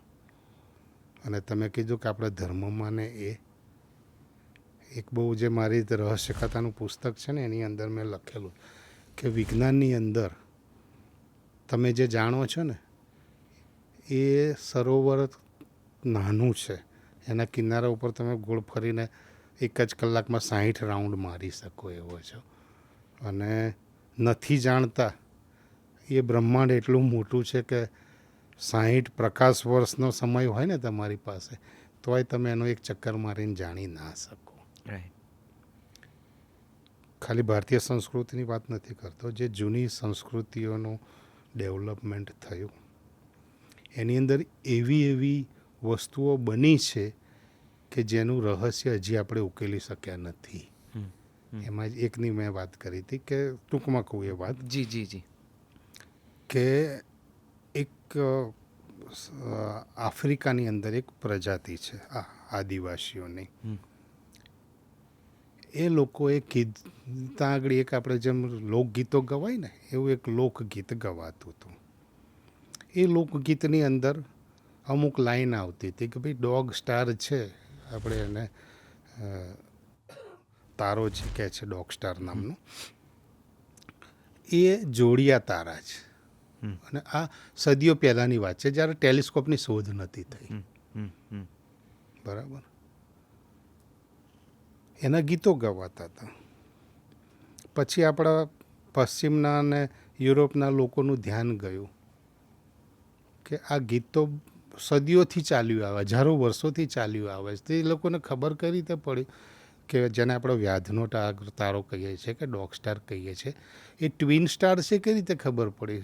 ત્યાં ટેલિસ્કોપ તો હતા નહીં. એટલે એમણે પછી એમના જે આદિવાસી લોકોના જે વડીલો હોય ને એમને પૂછ્યું કે ભાઈ આ ગીતમાં આવું હોય તો કઈ રીતે ખબર પડી? કોઈ સવાલ કર્યો હોય ને કે આવું ક્યાંથી આવ્યું? ત્યારે એક માણસે કીધું કે આ જે વ્યાધનું છે ને અમને ખબર નથી, પરગ્રહમાંથી કોઈ મનુષ્ય આવ્યા હતા અને એ લોકોએ કીધું હતું કે અમે આ જગ્યાએથી આવીએ છીએ ને ત્યાં આવી વસ્તુ છે. અને એણે ખાલી જોડિયા તારાનું જ નહીં, એને એનો ત્રીજો નાનો સ્ટાર છે એ પણ કીધેલું છે. એ પણ ગીતની અંદર કલ્પના છે. અને અત્યારના આધુનિક ટેકનોલોજીના ટેલિસ્કોપથી જોયું તો એ સ્ટારની પાછળ ટ્વિન સ્ટારની જોડે એક નાનો સ્ટાર જે વાત કરતા તે એકચ્યુઅલી નાનો ગ્રહ હતો, પણ એ પણ ત્યાં આગળ શોધાયો છે. તો આવું આજે હજારો વર્ષ પહેલાં કઈ રીતે થયું? બરાબર. તો આ જે છે એ રહસ્યનો વિષય છે. જેમ આપણે કહીએ કે ભારતીય સંસ્કૃતિની અંદર બધી વાત છે, ઘણા નથી સ્વીકારતા. મને એનાથી કોઈ ફરક નથી પડતો. વચ્ચે એક વસ્તુ બની હતી કે બેટરી, આપણે જે ડ્રાય સેલ કે બેટરીની વાત કરીએ છીએ તો આપણા પુરાણોમાં ને એમાં લખેલી છે, આપણે ઋષિ મુનિએ લખેલી છે, એ વાત હતી જ. બરાબર. કોપરનો ઉપયોગ કરીને કોપરનો, માટલીમાં કોપરની રીતે ગોઠવણ કરીને એના વિડીયોઝ પણ ફરતા હતા. તો એ વાત સાચી હતી. આપણા ત્યાં એ પ્રકારની જે હતી એ ડ્રાય સેલ બનાવવાની વિધિ હતી, પણ ત્યાં એનો ઉપયોગ લિમિટેડ હતો, એટલે લોકો સુધી નથી પહોંચેલી. તમે મહાભારતમાં કે રામાયણમાં કે એનો ઉલ્લેખ જો કદાચ તમને એને ના મળે. એના પછીના સમયમાં આ જે રસાયણશાસ્ત્રના પ્રયોગો થયા 6મી 7મી સદીમાં, ત્યાં તમને એનો ઉલ્લેખ જોવા મળે. બરાબર. એ જ વસ્તુ અહીંથી બગદાદમાં ગઈ. કેમ ગઈ? 10મી સદી પછી આગળ મુસ્લિમ આક્રમણખોરો આવ્યા, આપણું બધું નોલેજ લઈ ગયા, આપણા પુસ્તકો લઈ ગયા, આપણી પાસે જે થોડું જ્ઞાન હતા લઈ ગયા. તો એ બેટરી ત્યાં જઈને બગદાદ બેટરી બની ગઈ. અને એ જ બગદાદ બેટરીને એ લોકોએ વાપરીને ચાલુ કરીને જોઈ તો એનો વોલ્ટેજ ને આપતા હતા. અને આપણા ભારતીય સંસ્કૃતિવાળાએ એ જ ડ્રાય સેલની અંદર સંસ્કૃતમાં જે શ્લોક લખેલા હતા એ શ્લોકનું એ લોકોએ અનુવાદ કરાવડાયો, અહીંયા પ્રયોગો કર્યા અને પછી જોયું એમાં એક શબ્દ હતો, મોરની ડોક માટે કોઈ સંસ્કૃતનો સારો શબ્દ હતો, તો એનો અર્થ થતો હતો કે આપણે મોરની ડોક એમ. તો હવે મોરની ડોકથી તો થોડી બેટરી બનાવવાની હતી, એની અંદર લખેલું હતું. તો એ સંસ્કૃતના વિદ્વાનો પાસે ગયા અને એ જોયા. ત્યારે પછી કીધું કે એણે તો આપણે જે મોરથુથું કહીએ ને, જે એનો કલર જે છે એ મોરની ડોક જેવો બ્લુ હોય છે, એને આઈડેન્ટિફાઈડ કરવા માટે આ વસ્તુ લખી છે. એટલે ખરેખર પદાર્થ આ છે. બરાબર છે. એટલે ત્યાંથી એમણે ભેગી કરીને પછી એ રીતે બેટરી બનાવી તો એ કામ કરતી હતી. બરાબર છે. અને આપણા ભારતીય સંસ્કૃતિને સંશોધનમાં કામ કરનાર વૈજ્ઞાનિકોએ આ પુરવાર કરી બતાવ્યું. તો બીજી વિચારસરણી જે છે લેફ્ટિસ્ટવાળા, એ શું કહે છે કે તમે તો તમારા જે વિચારો છે તમારી સંસ્કૃતિને એને આગળ વધારવા માટે તમે આ વાત કરવાના છે. આવું ખરેખર કંઈ હતું જ નહીં. બરાબર. મારું કહેવું એટલું જ છે કે આપણી પાસે જે પણ હતું ગ્રંથોમાં જે હતું એ મોટાભાગે થિયોરેટિકલ સાયન્સ હતું. રાઈટ. એના પ્રેક્ટિકલ એપ્લિકેશન્સ તો મનુષ્ય એ અવસ્થામાં આવ્યો જ નહોતો કે એના પ્રેક્ટિકલ ઇમ્પ્લિકેશનમાં જાય. એક વાત મને કહો તમે કે તમારે કપડાં ધોવા માટે તમારે ધોકાની જરૂર હોય તો જ તમે ધોકા નામનો શબ્દ શોધશો ને. કે કપડું ધોયા પછી તમે હાથમાં જે લાકડી લીધી એનું નામકરણ શોધશો, એ સિવાય તો એનો તમારો ઉપયોગ નથી. બરાબર છે. બૃહદ શતક કરીને આપણો એક ગ્રંથ છે, એની અંદર 60 અને 24 એના પ્રમાણમાં સમયને માપવાના યુનિટ આપેલા છે. એનો સૌથી છેલ્લો યુનિટ છે નાનામાં નાનો, એ સેકન્ડને 1/10⁸, એટલે કે એકના નીચે ભાગમાં એકની પાછળ તમે 8 મીંડા લગાડો અને જે જવાબ આવે એટલા સૂક્ષ્મ બિંદુ સુધી સમય માપવાની પદ્ધતિ આપણી પાસે હતી. તો શા માટે જરૂર પડી? બરાબર. સમયને આટલો સૂક્ષ્મ માપવાની જરૂર શું કરવા પડી? તમારે કંઈ જરૂરિયાત હશે તો જ તમે એને ઉપયોગ ઉપયોગમાં કરો. લીધો બાકી આપણે કોઈ નવરા છે કે જેની જરૂર જ નથી. એક બાજુ વેસ્ટર્ન સાયન્સ કહે છે કે necessity is the mother of invention. Right. જરૂરિયાત છે એ જ શોધનું એ છે, જનતા છે. બરાબર. તો જ્યાં સુધી જરૂર નહીં હોતી તો બૃહદ શતકની અંદર આટલો નાના સમયને માપવાની ક્યાં જરૂર પડી? આજની તારીખે આટલો નાનો સમય, નેનો સેકન્ડ અને માઇક્રો સેકન્ડ વચ્ચેનો સમય છે એ આપણે જેને કહીએ રેડિયો એક્ટિવ પદાર્થની હાફ લાઈફ માપવાની હોય એના માટે વપરાય છે. તો એના ઉપરથી આપણે કહી શકીએ ને કે આપણે ત્યાં પરમાણુ વિજ્ઞાનનું શાસ્ત્ર પહેલાં થિયરી હતી. આપણે બ્રહ્માસ્ત્રની વાત કરીએ છીએ. જી. બરાબર છે. તો બ્રહ્માસ્ત્રનો આપણે જે અમેરિકાએ ઓપન હાઈમરના માર્ગદર્શન હેઠળ જે બોમ્બ ફોડ્યો અને પછી એણે ગીતાનો શ્લોક ટાંક્યો, રાઈટ. એ જ ગીતાની અંદર પરમાણુ બોમ્બ ફૂટ્યા પછીની પરિસ્થિતિ કેવી હોય એનું વર્ણન કરેલું છે, બ્રહ્માસ્ત્રનું વર્ણન કરેલું છે. તો તમે એમ માની શકો કે એ પરમાણુ બોમ્બ ફોડ્યો હશે?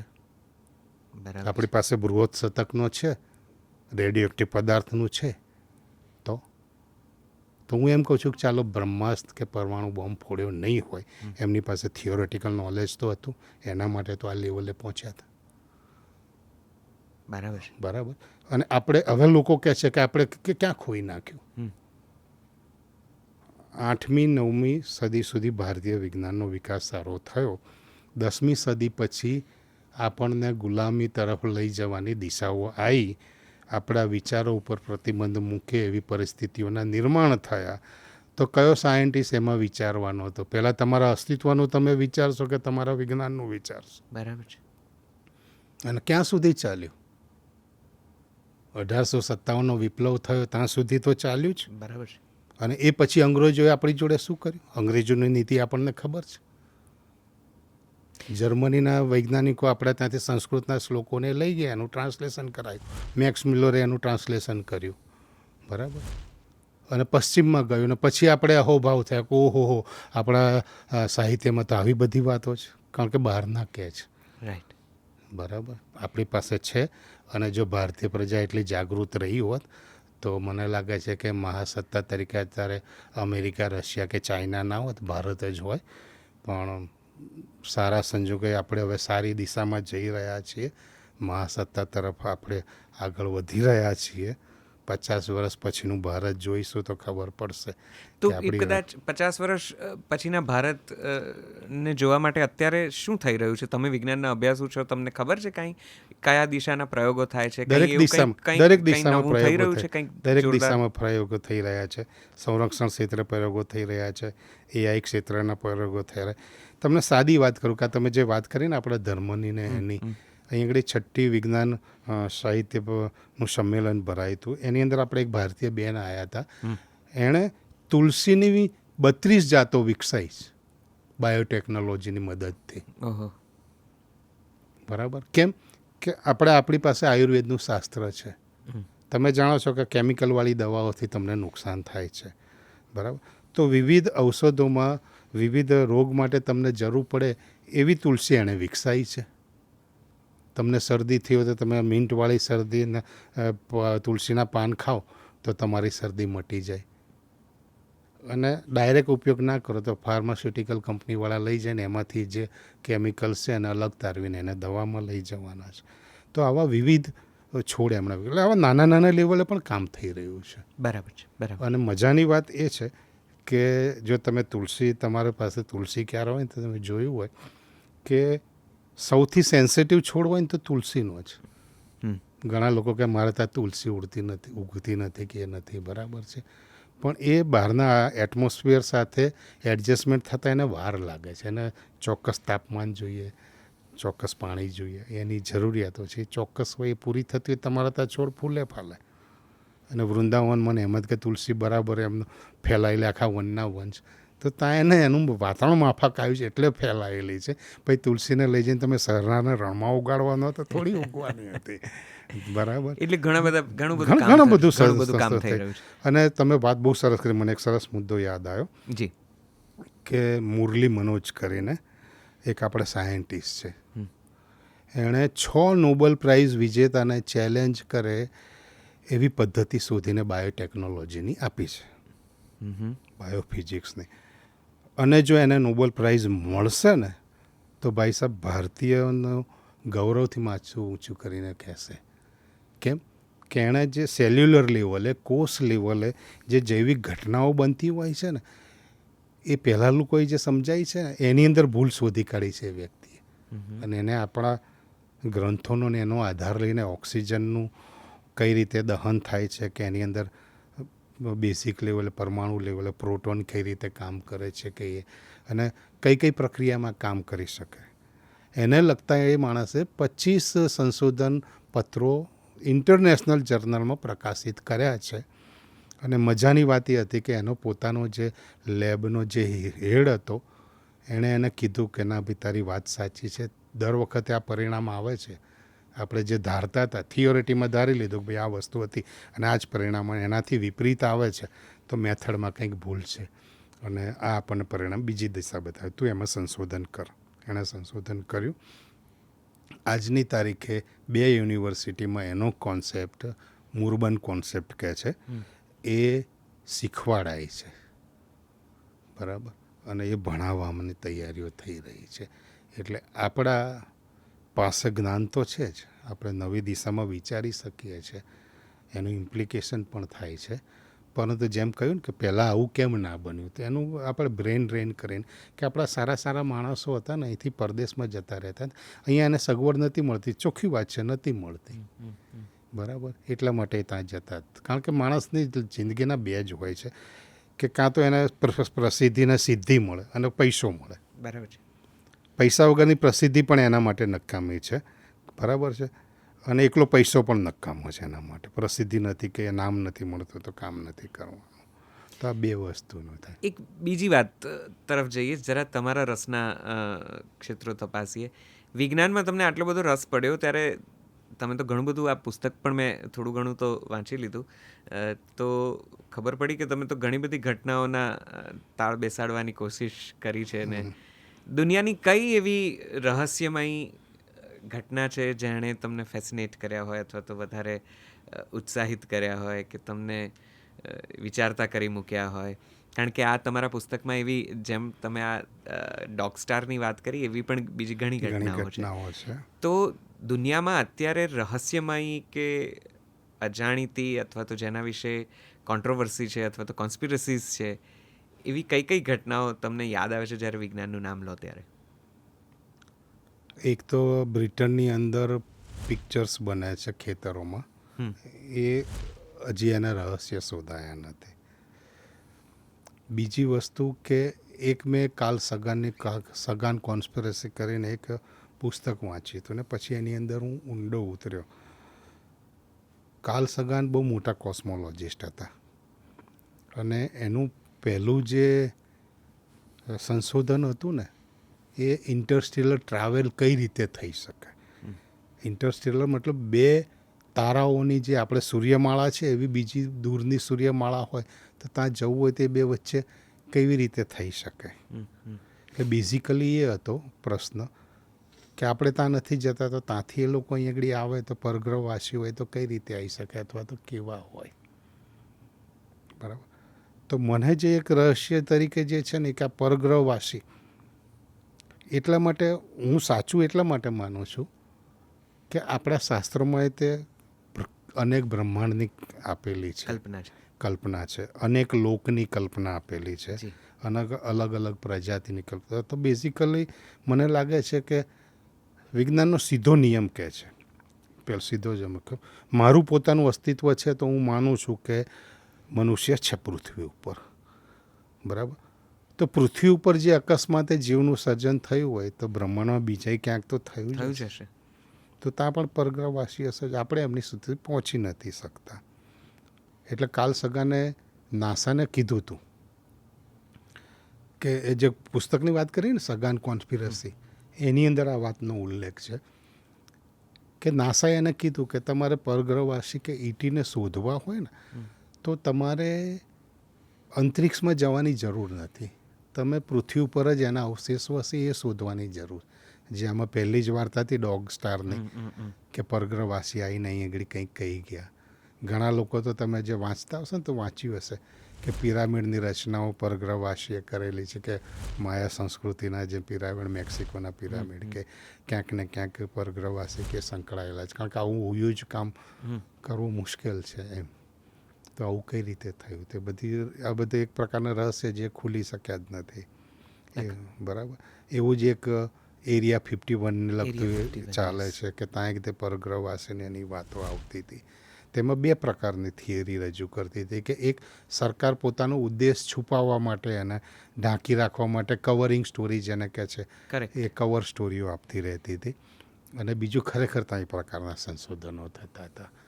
અને એ ટાઈમ એવો હતો, તારે એ સમયે કદાચ તમને બી ખ્યાલ હશે કે 75થી 2000ની સાલ વચ્ચે ઘણી જગ્યાએ ઉડતી રકાબીઓ જોવાના તમને જોવા મળતા હતા. તો એ એકચ્યુઅલી મિલિટરી ડેવલપમેન્ટ માટેના વિવિધ પ્રકારના પ્લેન તૈયાર થઈ રહેતા હતા, પણ એને છુપાવી રાખતા કે બીજો દેશ જાણી ના જાય કે તમે કેવા પ્રકારનું સંશોધન કરી રહ્યા છો, એટલા માટે એને છુપાવવામાં આવતા. Basically one kind of aerial vehicle ને એ પ્રકારની. અને બીજા વિશ્વયુદ્ધ દરમિયાન તો બહુ જ દેખાય, કારણ કે એવો કોન્સેપ્ટ સારો હતો આ પ્રકારનું યંત્ર બનાવવું. એવા પ્રયોગો પણ ઘણા થયા, પણ જે થિયરીમાં વાત સારી લાગતી હતી ને એ પ્રેક્ટિકલી સારી ના થઈ, એટલા માટે એ પ્રયોગો પડી ભાગ્યા. અને આ ઉડતી રકાબીઓનું તો હમણાં જ અઠવાડિયે પહેલાં તે તાંગડી અમેરિકાની અંદર આખી હારમાળા જોવાની ને એની વાત આવી હતી. અને એક વસ્તુ એવી હતી કે ઇલોન મસ્કે એનું જે સ્ટારલિંક પ્રોગ્રામ ચાલુ કર્યો છે ને, એની અંદર એ હજારોની સંખ્યામાં ઉપગ્રહ તરતા મૂકવાનો છે. બરાબર. અને એવા અત્યારે મારા ખ્યાલથી મેં છેલ્લે વાંચ્યું ત્યાં સુધી એણે કંઈક 8 કે 9 હજાર તો ઉપગ્રહ તરતા મૂકી દીધા હતા. અને એ લાઈન હાર બંધ હોય છે. એવા તમે સૂર્યના કિરણો અંતરિક્ષમાં છે, બરાબર છે, એટલે એ હારબંધ તમારા દેશ ઉપરથી પસાર થાય ને તો આના સૂર્યના કિરણો ત્યાં અથડાઈને રિફ્લેક્શન આવે તો તમને એ ઉડતી રકાબીઓ જ લાગવાના છે. તો આવી ઘટનાઓ કેટલીક ઘટનાઓ પાછળ છે, એટલે એને રહસ્યને પામવું પડે. ઓકે ચૌધરી સાહેબ, એક બીજી મને વાત કરો. તમે વિજ્ઞાનના અત્યંત ઊંડાણમાં ઉતરેલા છો, તો દુનિયાની એવી કઈ 2 શોધ છે કે જેમાંની એક તમને લાગે છે કે આ અદ્ભુત ઉપયોગી શોધ હતી ને એના પછી માનવ જીવન બહુ જુદી રીતે ઉચ્ચ સ્તરે પહોંચી ગયું, અને બીજી તમારા મતે એવી એક શોધ કે જે કદાચ ન થઈ હોત તો ચાલતું, એનાથી માનવ સભ્યતાને કે માનવ જીવનને બહુ મોટું નુકસાન થયું છે, અને કદાચ આપણે એ ના શોધી હોત તો આપણું થોડું વધારે ભલું થયું હતું. એક એવી શોધ જેણે માનવ જીવનને ઉપર ઉઠાવ્યું, અને એક એવી શોધ જેણે માનવ જીવનને કોઈક જુદી ગર્તામાં લઈ ગયા. તમને કંઈ યાદ આવે છે? બહુ સરસ સવાલ છે.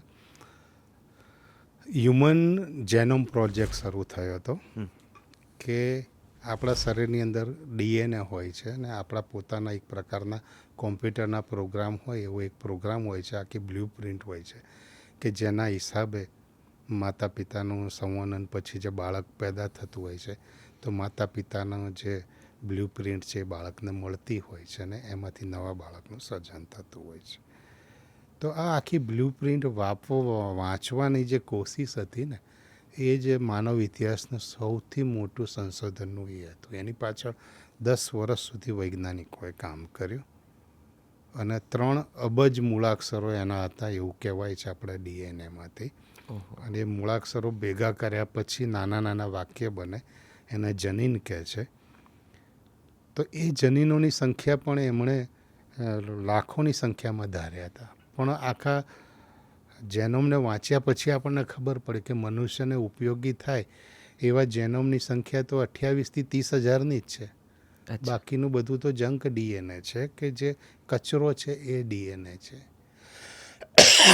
આજની તારીખે વૈજ્ઞાનિકો કહે છે કે એ ખરેખર કચરો ડીએનએ પણ નથી. એ મનુષ્ય ઉત્ક્રાંતિ પામ્યો જ્યાંથી ત્યાંથી મળીને અત્યારના લેવલે પહોંચ્યો એનો જૈવિક ઇતિહાસ સાચવી રાખેલો છે એની અંદર. એટલે એને તમે જો વાંચો ને તો આખો ઇતિહાસ તમને સમજાય. એની અંદર આદિમાનવ જ્યારે જંગલમાં ગયો હશે ત્યારે એને જે પહેલાં વાયરસનો ચેપ લાગ્યો હતો તે વાયરસના અંશ પણ જળવાઈ રહ્યા છે, અને છેલ્લે કોરોનામાં આપણને કોરોના વાયરસ જે લાગ્યો તેના અંશ પણ જળવાઈ રહ્યા છે. તો એ વાયરસ છેવટે તો આપણે જેનોમમાં જળવાઈ રહ્યા છે. અને મહત્ત્વની શોધ એટલા માટે કહું છું હું કે તમે ABCD શીખો ભાષા, તો એના ઉપરથી તમે એક લિપિ શીખી ગયા, એના ઉપરથી એક ભાષા શીખી ગયા, પછી તમે વાક્ય રચના કરતા થાય, પછી તમે સર્જનાત્મક લખતા થાવ, પછી તમને આટલું આવડી ગયા પછી તમારી ઈચ્છા થાય તો તમે લેખ લખો, કવિતા લખો, નવલકથા લખો, શોર્ટ સ્ટોરી લખો, તમે ઈચ્છો તો એનો ઉપયોગ કરી શકો. તો વૈજ્ઞાનિકો અત્યારે ઈશ્વરની ભૂમિકામાં આવી ગયા છે કે જે નુકસાનકારી વસ્તુ હોય ને ત્યાં કાતર ચલાવીને એ લોકો એ રોગને થતાં જ અટકાવી શકે છે. અચ્છા. એવું ક્યારે બને કે જ્યારે તમને આખી બ્લુ પ્રિન્ટ ખબર પડે ત્યારે. બરાબર. એન્જેલિના જોલી હિરોઈન, હોલિવૂડની હિરોઈન છે, એને સ્તનનું કેન્સર હતું. બરાબર છે. એને બ્યુટી માટે જાણીતી હતી. એની મધરને કેન્સર હતું, એટલે એને થયું કે મને હશે કે કેમ. એટલે એણે એનું જેનોમ ચેક કરાવડાયો. તેમાં એ જનીનો હતા, એ ક્યારે એક્ટિવ થવાના હતા એ ખબર નહોતી. બરાબર. એણે મેડિકલ તપાસ કરાવડાવી, બધું તપાસ કરાવડાવી, અને પછી તબીબોને લાગ્યું કે આ ટૂંક સમયમાં જ આનું એ થઈ શકે એવું છે. તો આપણે જનરલી જોયું છે, મેડિકલ ઇતિહાસ પણ એવું કહે છે કે જ્યારે કોઈને કેન્સર થાય ને તો તમે એને કેન્સરને ક્યોર કરતા બી જાઓ ને તોય પછી એનો લાઈફ સ્પાન તો છેવટે ઘટી જ જાય છે. બરાબર છે. 3 વર્ષે, 5 વર્ષે, 8 વર્ષે, 10 વર્ષે કે 12 વર્ષે છેવટે તેનું મૃત્યુ થાય જ છે.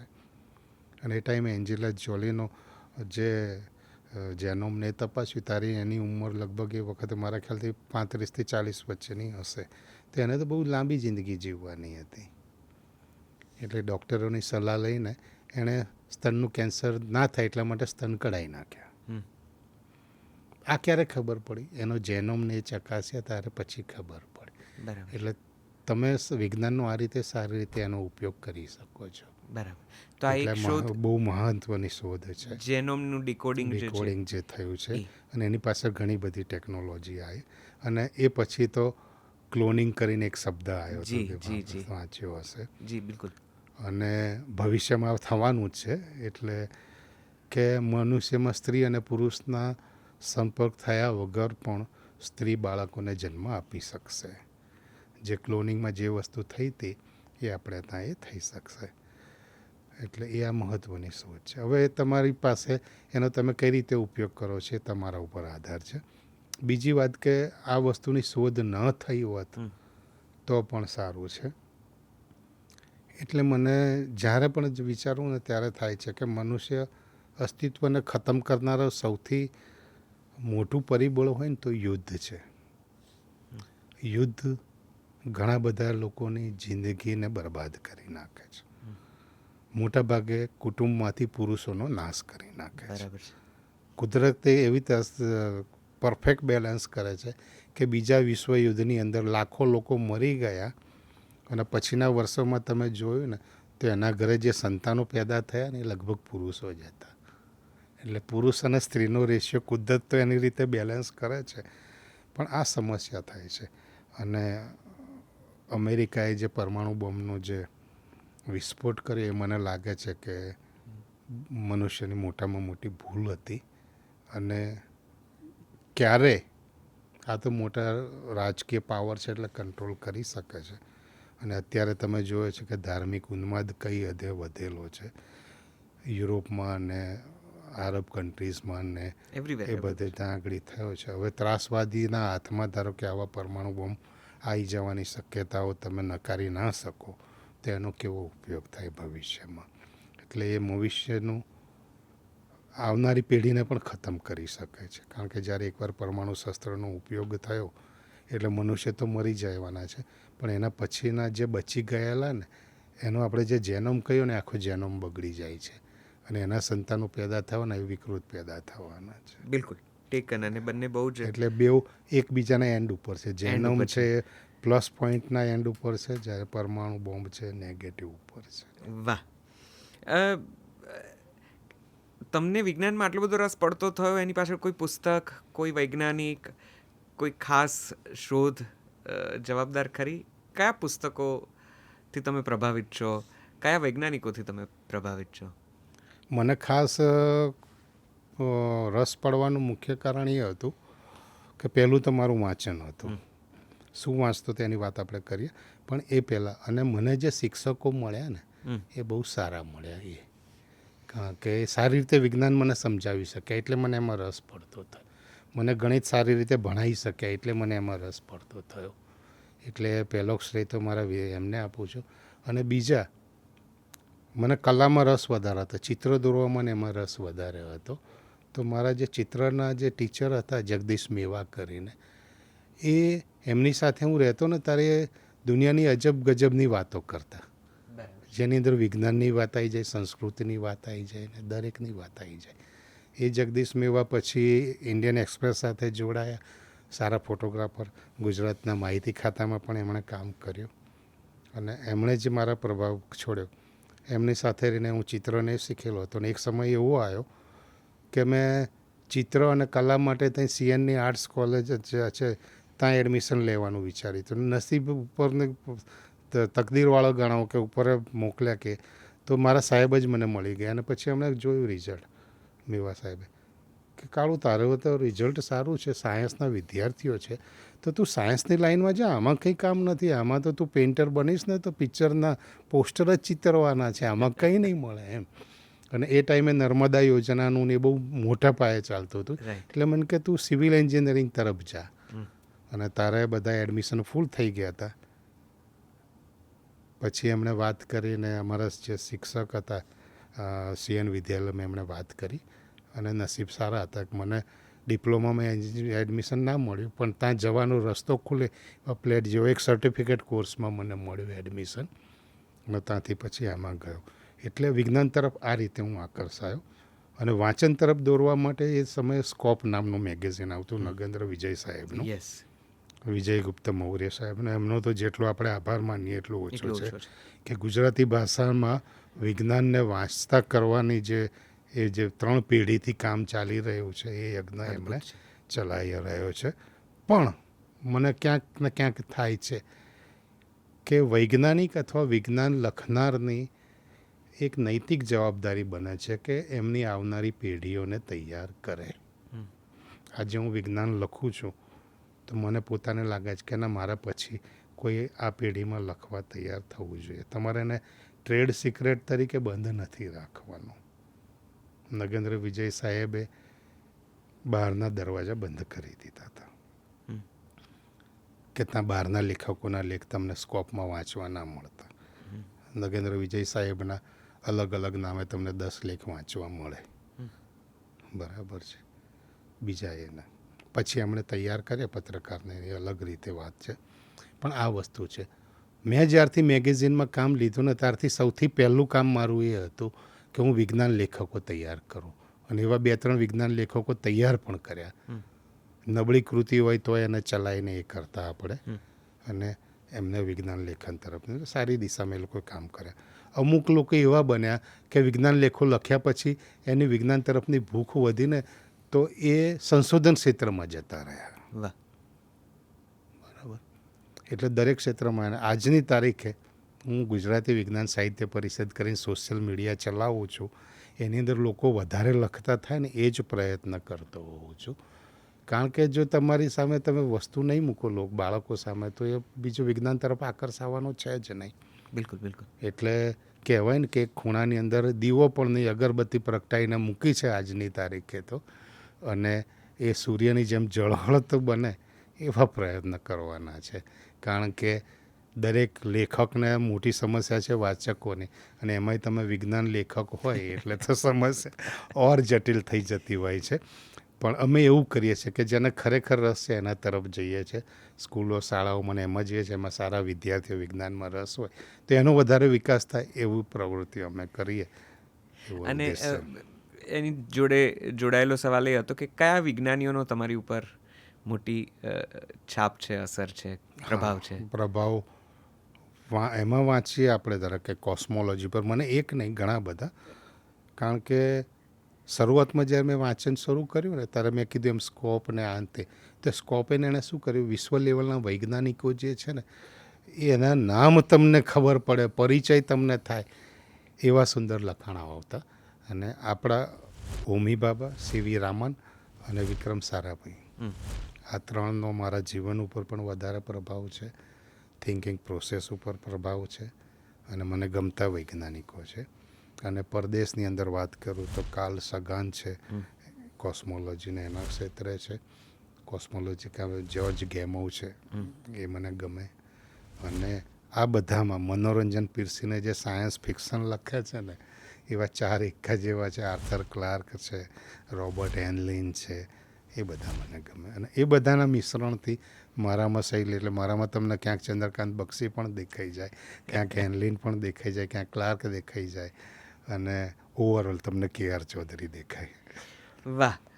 કદાચ હવે મને લાગે છે સંવાદ અહીંયા આપણે થોડોક વિરામ આપીએ, પણ જતાં જતાં મારે એક સવાલ હજી પૂછી લેવો છે કે આપણી મોટી ચિંતા નવી પેઢી વિજ્ઞાન તરફ આકર્ષણ પેદા કરતી થાય એ તરફનો પણ છે. આપણને ઈચ્છા છે કે આપણે ત્યાંથી ખૂબ બધા પ્રભાવી વૈજ્ઞાનિકો, શાનદાર વૈજ્ઞાનિકો બહાર આવે અને કંઈક સરસ મજાની એવી શોધ સાથે પ્રવૃત્તિઓ પણ હવે થઈ રહી છે. હવે આનંદની વાત એ છે કે આપણે આપણી સંસ્કૃતિ અને સભ્યતા તો શીખવાડી રહ્યા છે, સાથે સાથે એની પાછળનું વૈજ્ઞાનિક કારણ શું છે એ પણ સમજાઈ રહ્યા છે. તો એનાથી ચોક્કસ નવી પેઢી આગળ આવશે એવું મને લાગે છે. તો બસ આ જ વાતની સાથે મારે કદાચ તમને આ છેલ્લો પ્રશ્ન પૂછવો છે કે વિજ્ઞાનમાં રસ લેવા માટે કોઈ વિદ્યાર્થીએ કયા પુસ્તકોનું વાંચન કરવું જોઈએ?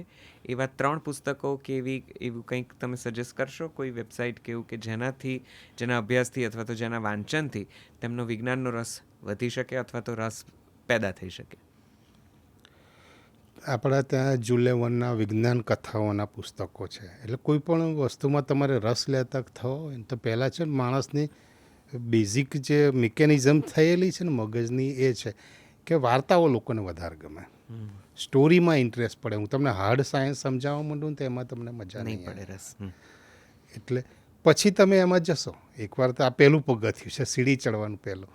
એટલે વિજ્ઞાન કથા હું તો એવું માનીશ કે જેટલી બી વિજ્ઞાન કથાઓ તમને મળતી હોય ને વાંચવા, એ વાંચવી જોઈએ. કારણ કે ગુજરાતી સાહિત્યમાં વિજ્ઞાન કથાઓ બહુ ઓછી છે અને મૌલિક લખાયેલી કથાઓ ઓછી છે. અનુવાદ ઘણા છે, એમાં જુલે વનના સારા એવા અનુવાદો થયા છે, એ વાંચવું જોઈએ. અને એ પછી તમે અંગ્રેજીમાં ને એમાં ભણતા હોય તો તમારું અંગ્રેજી મીડિયમનું એ હોય તો કાર્લ સગાનના પુસ્તકો જે છે એ તમારે ખાસ વાંચે. એમાં ખાસ કરીને કોસ્મોસ કરીને જે એણે લખ્યું છે એ ખાસ વાંચવું છે, એની ભલામણ કરું છું. અને એક બીબીસીનું ઇક્વિનોક્સ કરીને પુસ્તક છે કે જેની અંદર ભૂતકાળથી લઈને અત્યાર સુધી સંશોધનો જે મહત્ત્વના થયા એમાં એ લોકો જે ડોક્યુમેન્ટરી ફિલ્મો બનાવતા, એના માટે સ્ક્રિપ્ટ માટે જે ઇન્ફોર્મેશન ભેગી કરતા, એ બધી ઇન્ફોર્મેશન ભેગી કરીને એમણે પુસ્તક બનાવેલું છે BBC ચેનલ 4 ઇક્વિનોક્સ કરીને. એ ખાસ વાંચવું જોઈએ અંગ્રેજીમાં. અને ગુજરાતીમાં તો પછી જે અનુવાદ કે મળતા હોય એ તમારે વાંચવા જોઈએ. અને છેવટે કંઈ ના વાંચો તો મેં એમ કીધું ને, સીવી રામન સાહેબ છે, હોમી બાબા છે, વિક્રમ સારાભાઈ છે, એમની આત્મકથાઓ અને જીવન કથાઓ મળે છે, એ તો ચોક્કસ વાંચવી જોઈએ. વાહ, thank you sir, thank you so much.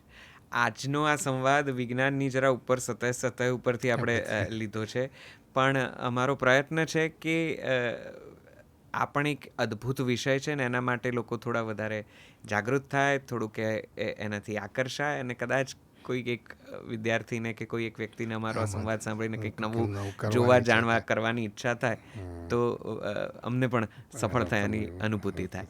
આપનો ખૂબ ખૂબ આભાર. આપ વિજ્ઞાન ક્ષેત્રે આપની કોલમ દ્વારા, પૂર્તિઓ દ્વારા, આપના ફેસબુક અને ડિજિટલ પ્લેટફોર્મ્સ દ્વારા લોકોને અવનવી માહિતીઓ તમે પૂરી પાડો છો અને વિજ્ઞાનને બહુ રસપ્રદ ભાષામાં સમજાવો છો. મેં આપનું પુસ્તકે વાંચ્યું છે, હું અડધે પહોંચ્યો છું, હજી મને એમ લીધું એ પછી મારાથી છૂટ્યું નથી. મને એમ છે કે હું આ બહુ જલ્દીથી આ પુસ્તક પતાવી દઈશ. એટલે આપ અહીં પધાર્યા અને આપનો અમૂલ્ય સમય તમે ખાસ તો મારે તમારે માનવો જોઈએ કે તમે કે.આર. ચૌધરીને નથી બોલાયા, તમે વિજ્ઞાનના એક યુગને બોલાયા છે કે જેનાથી નવા લોકો વિજ્ઞાન તરફ આકર્ષાય અને વિજ્ઞાનને તમે લોકો સમક્ષ મૂકવાની કોશિશ કરી છે. એને હું મારી જીવનની ધન્યતા માનું છું કે કોઈ પણ હિસાબે વિજ્ઞાન અમારું ધ્યેય જ એ છે. ઇન્ટરનેશનલ લેવલે જયંત નાર્લિકર સાહેબથી માંડીને કલામ સાહેબ સુધીના વૈજ્ઞાનિકોએ ભેગા થઈને એક કન્સેપ્ટ આપ્યો હતો અને મારામાં બીજનું રોપણ એમણે જ કર્યું હતું કે વિજ્ઞાન સામાન્ય માણસ સુધી પહોંચે એવી કલામ સાહેબ કહેતા રાઠોડ બોલતા હતા. ત્યારે મારી સરનામ રાઠોડ હતી એટલે થન ત કરીને બોલતા કે Rathod you should work in Gujarati and you should rich two common people. અને મને એટલો બી ગર્વ છે કે મેં આ લોકોના અત્યારના જે જીવંત વૈજ્ઞાનિકો છે એમની સાથે રહેવાનું, એમને સાથે ઇન્ટરેક્શન કરવાનો મને સમય મળ્યો ને એમની પાસેથી હું કંઈક શીખ્યો છું. અને એ લોકો વિશે વળી ક્યારેક આવો તમારો કાર્યક્રમ થશે તો એમના વિશે પણ વાતો બિલકુલ બિલકુલ. વિજ્ઞાનનો ભાગ 2 આપણે કોઈક સમયે કોઈ જુદા ખાસ વિષયને લઈને ચોક્કસથી રેકોર્ડ કરીશું. આપનો ખૂબ ખૂબ આભાર. Thank you sir. Thank you very much. વિજ્ઞાનના ક્ષેત્રમાં જો તમને રસ પડતો હોય, થોડી ઘણી પણ જીવન જોવાની, સમજવાની ઉત્સુકતા હોય, કંઈક નવું જાણવાની ઉત્કંઠા હોય, તો મને વિશ્વાસ છે કે આ સંવાદ તમને ગમ્યો હશે. અહીં સુધી આવ્યા છો તો અમારી ચેનલને સબસ્ક્રાઈબ કર્યા વગર ન જશો, એટલું તો કરશો જ. અમે ખૂબ મહેનત કરી રહ્યા છીએ તમારા સુધી નવા નવા વ્યક્તિત્વો, વિષયો અને નવી નવી વાતો લઈને આવવાનો. તમારો એક નાનકડો અંગૂઠો અમને બળ આપી જશે. સાથે સાથે આ આખી ચેનલ જે મુખ્ય મુદ્દાને સમર્પિત છે એ છે ગુજરાતી ભાષા, ગુજરાતી મ્યુઝિક, ગુજરાતી પોડકાસ્ટની એક એપ જેનું નામ છે જલસો. અને એના ઉપર પણ અમે આ બધા કાર્યક્રમો રજૂ કરતા રહીએ છીએ જ્યાં ગુજરાતી સંગીત, સાહિત્ય તમને ભરપૂર જાણવા, માણવા, સાંભળવા મળશે. તો એને પણ ડાઉનલોડ કરજો. બાકી નવા વિષય સાથે, નવા વ્યક્તિ સાથે જલસો પોડકાસ્ટમાં ફરીથી જલ્દી જ મળીએ છીએ. Thank you very much. આવજો.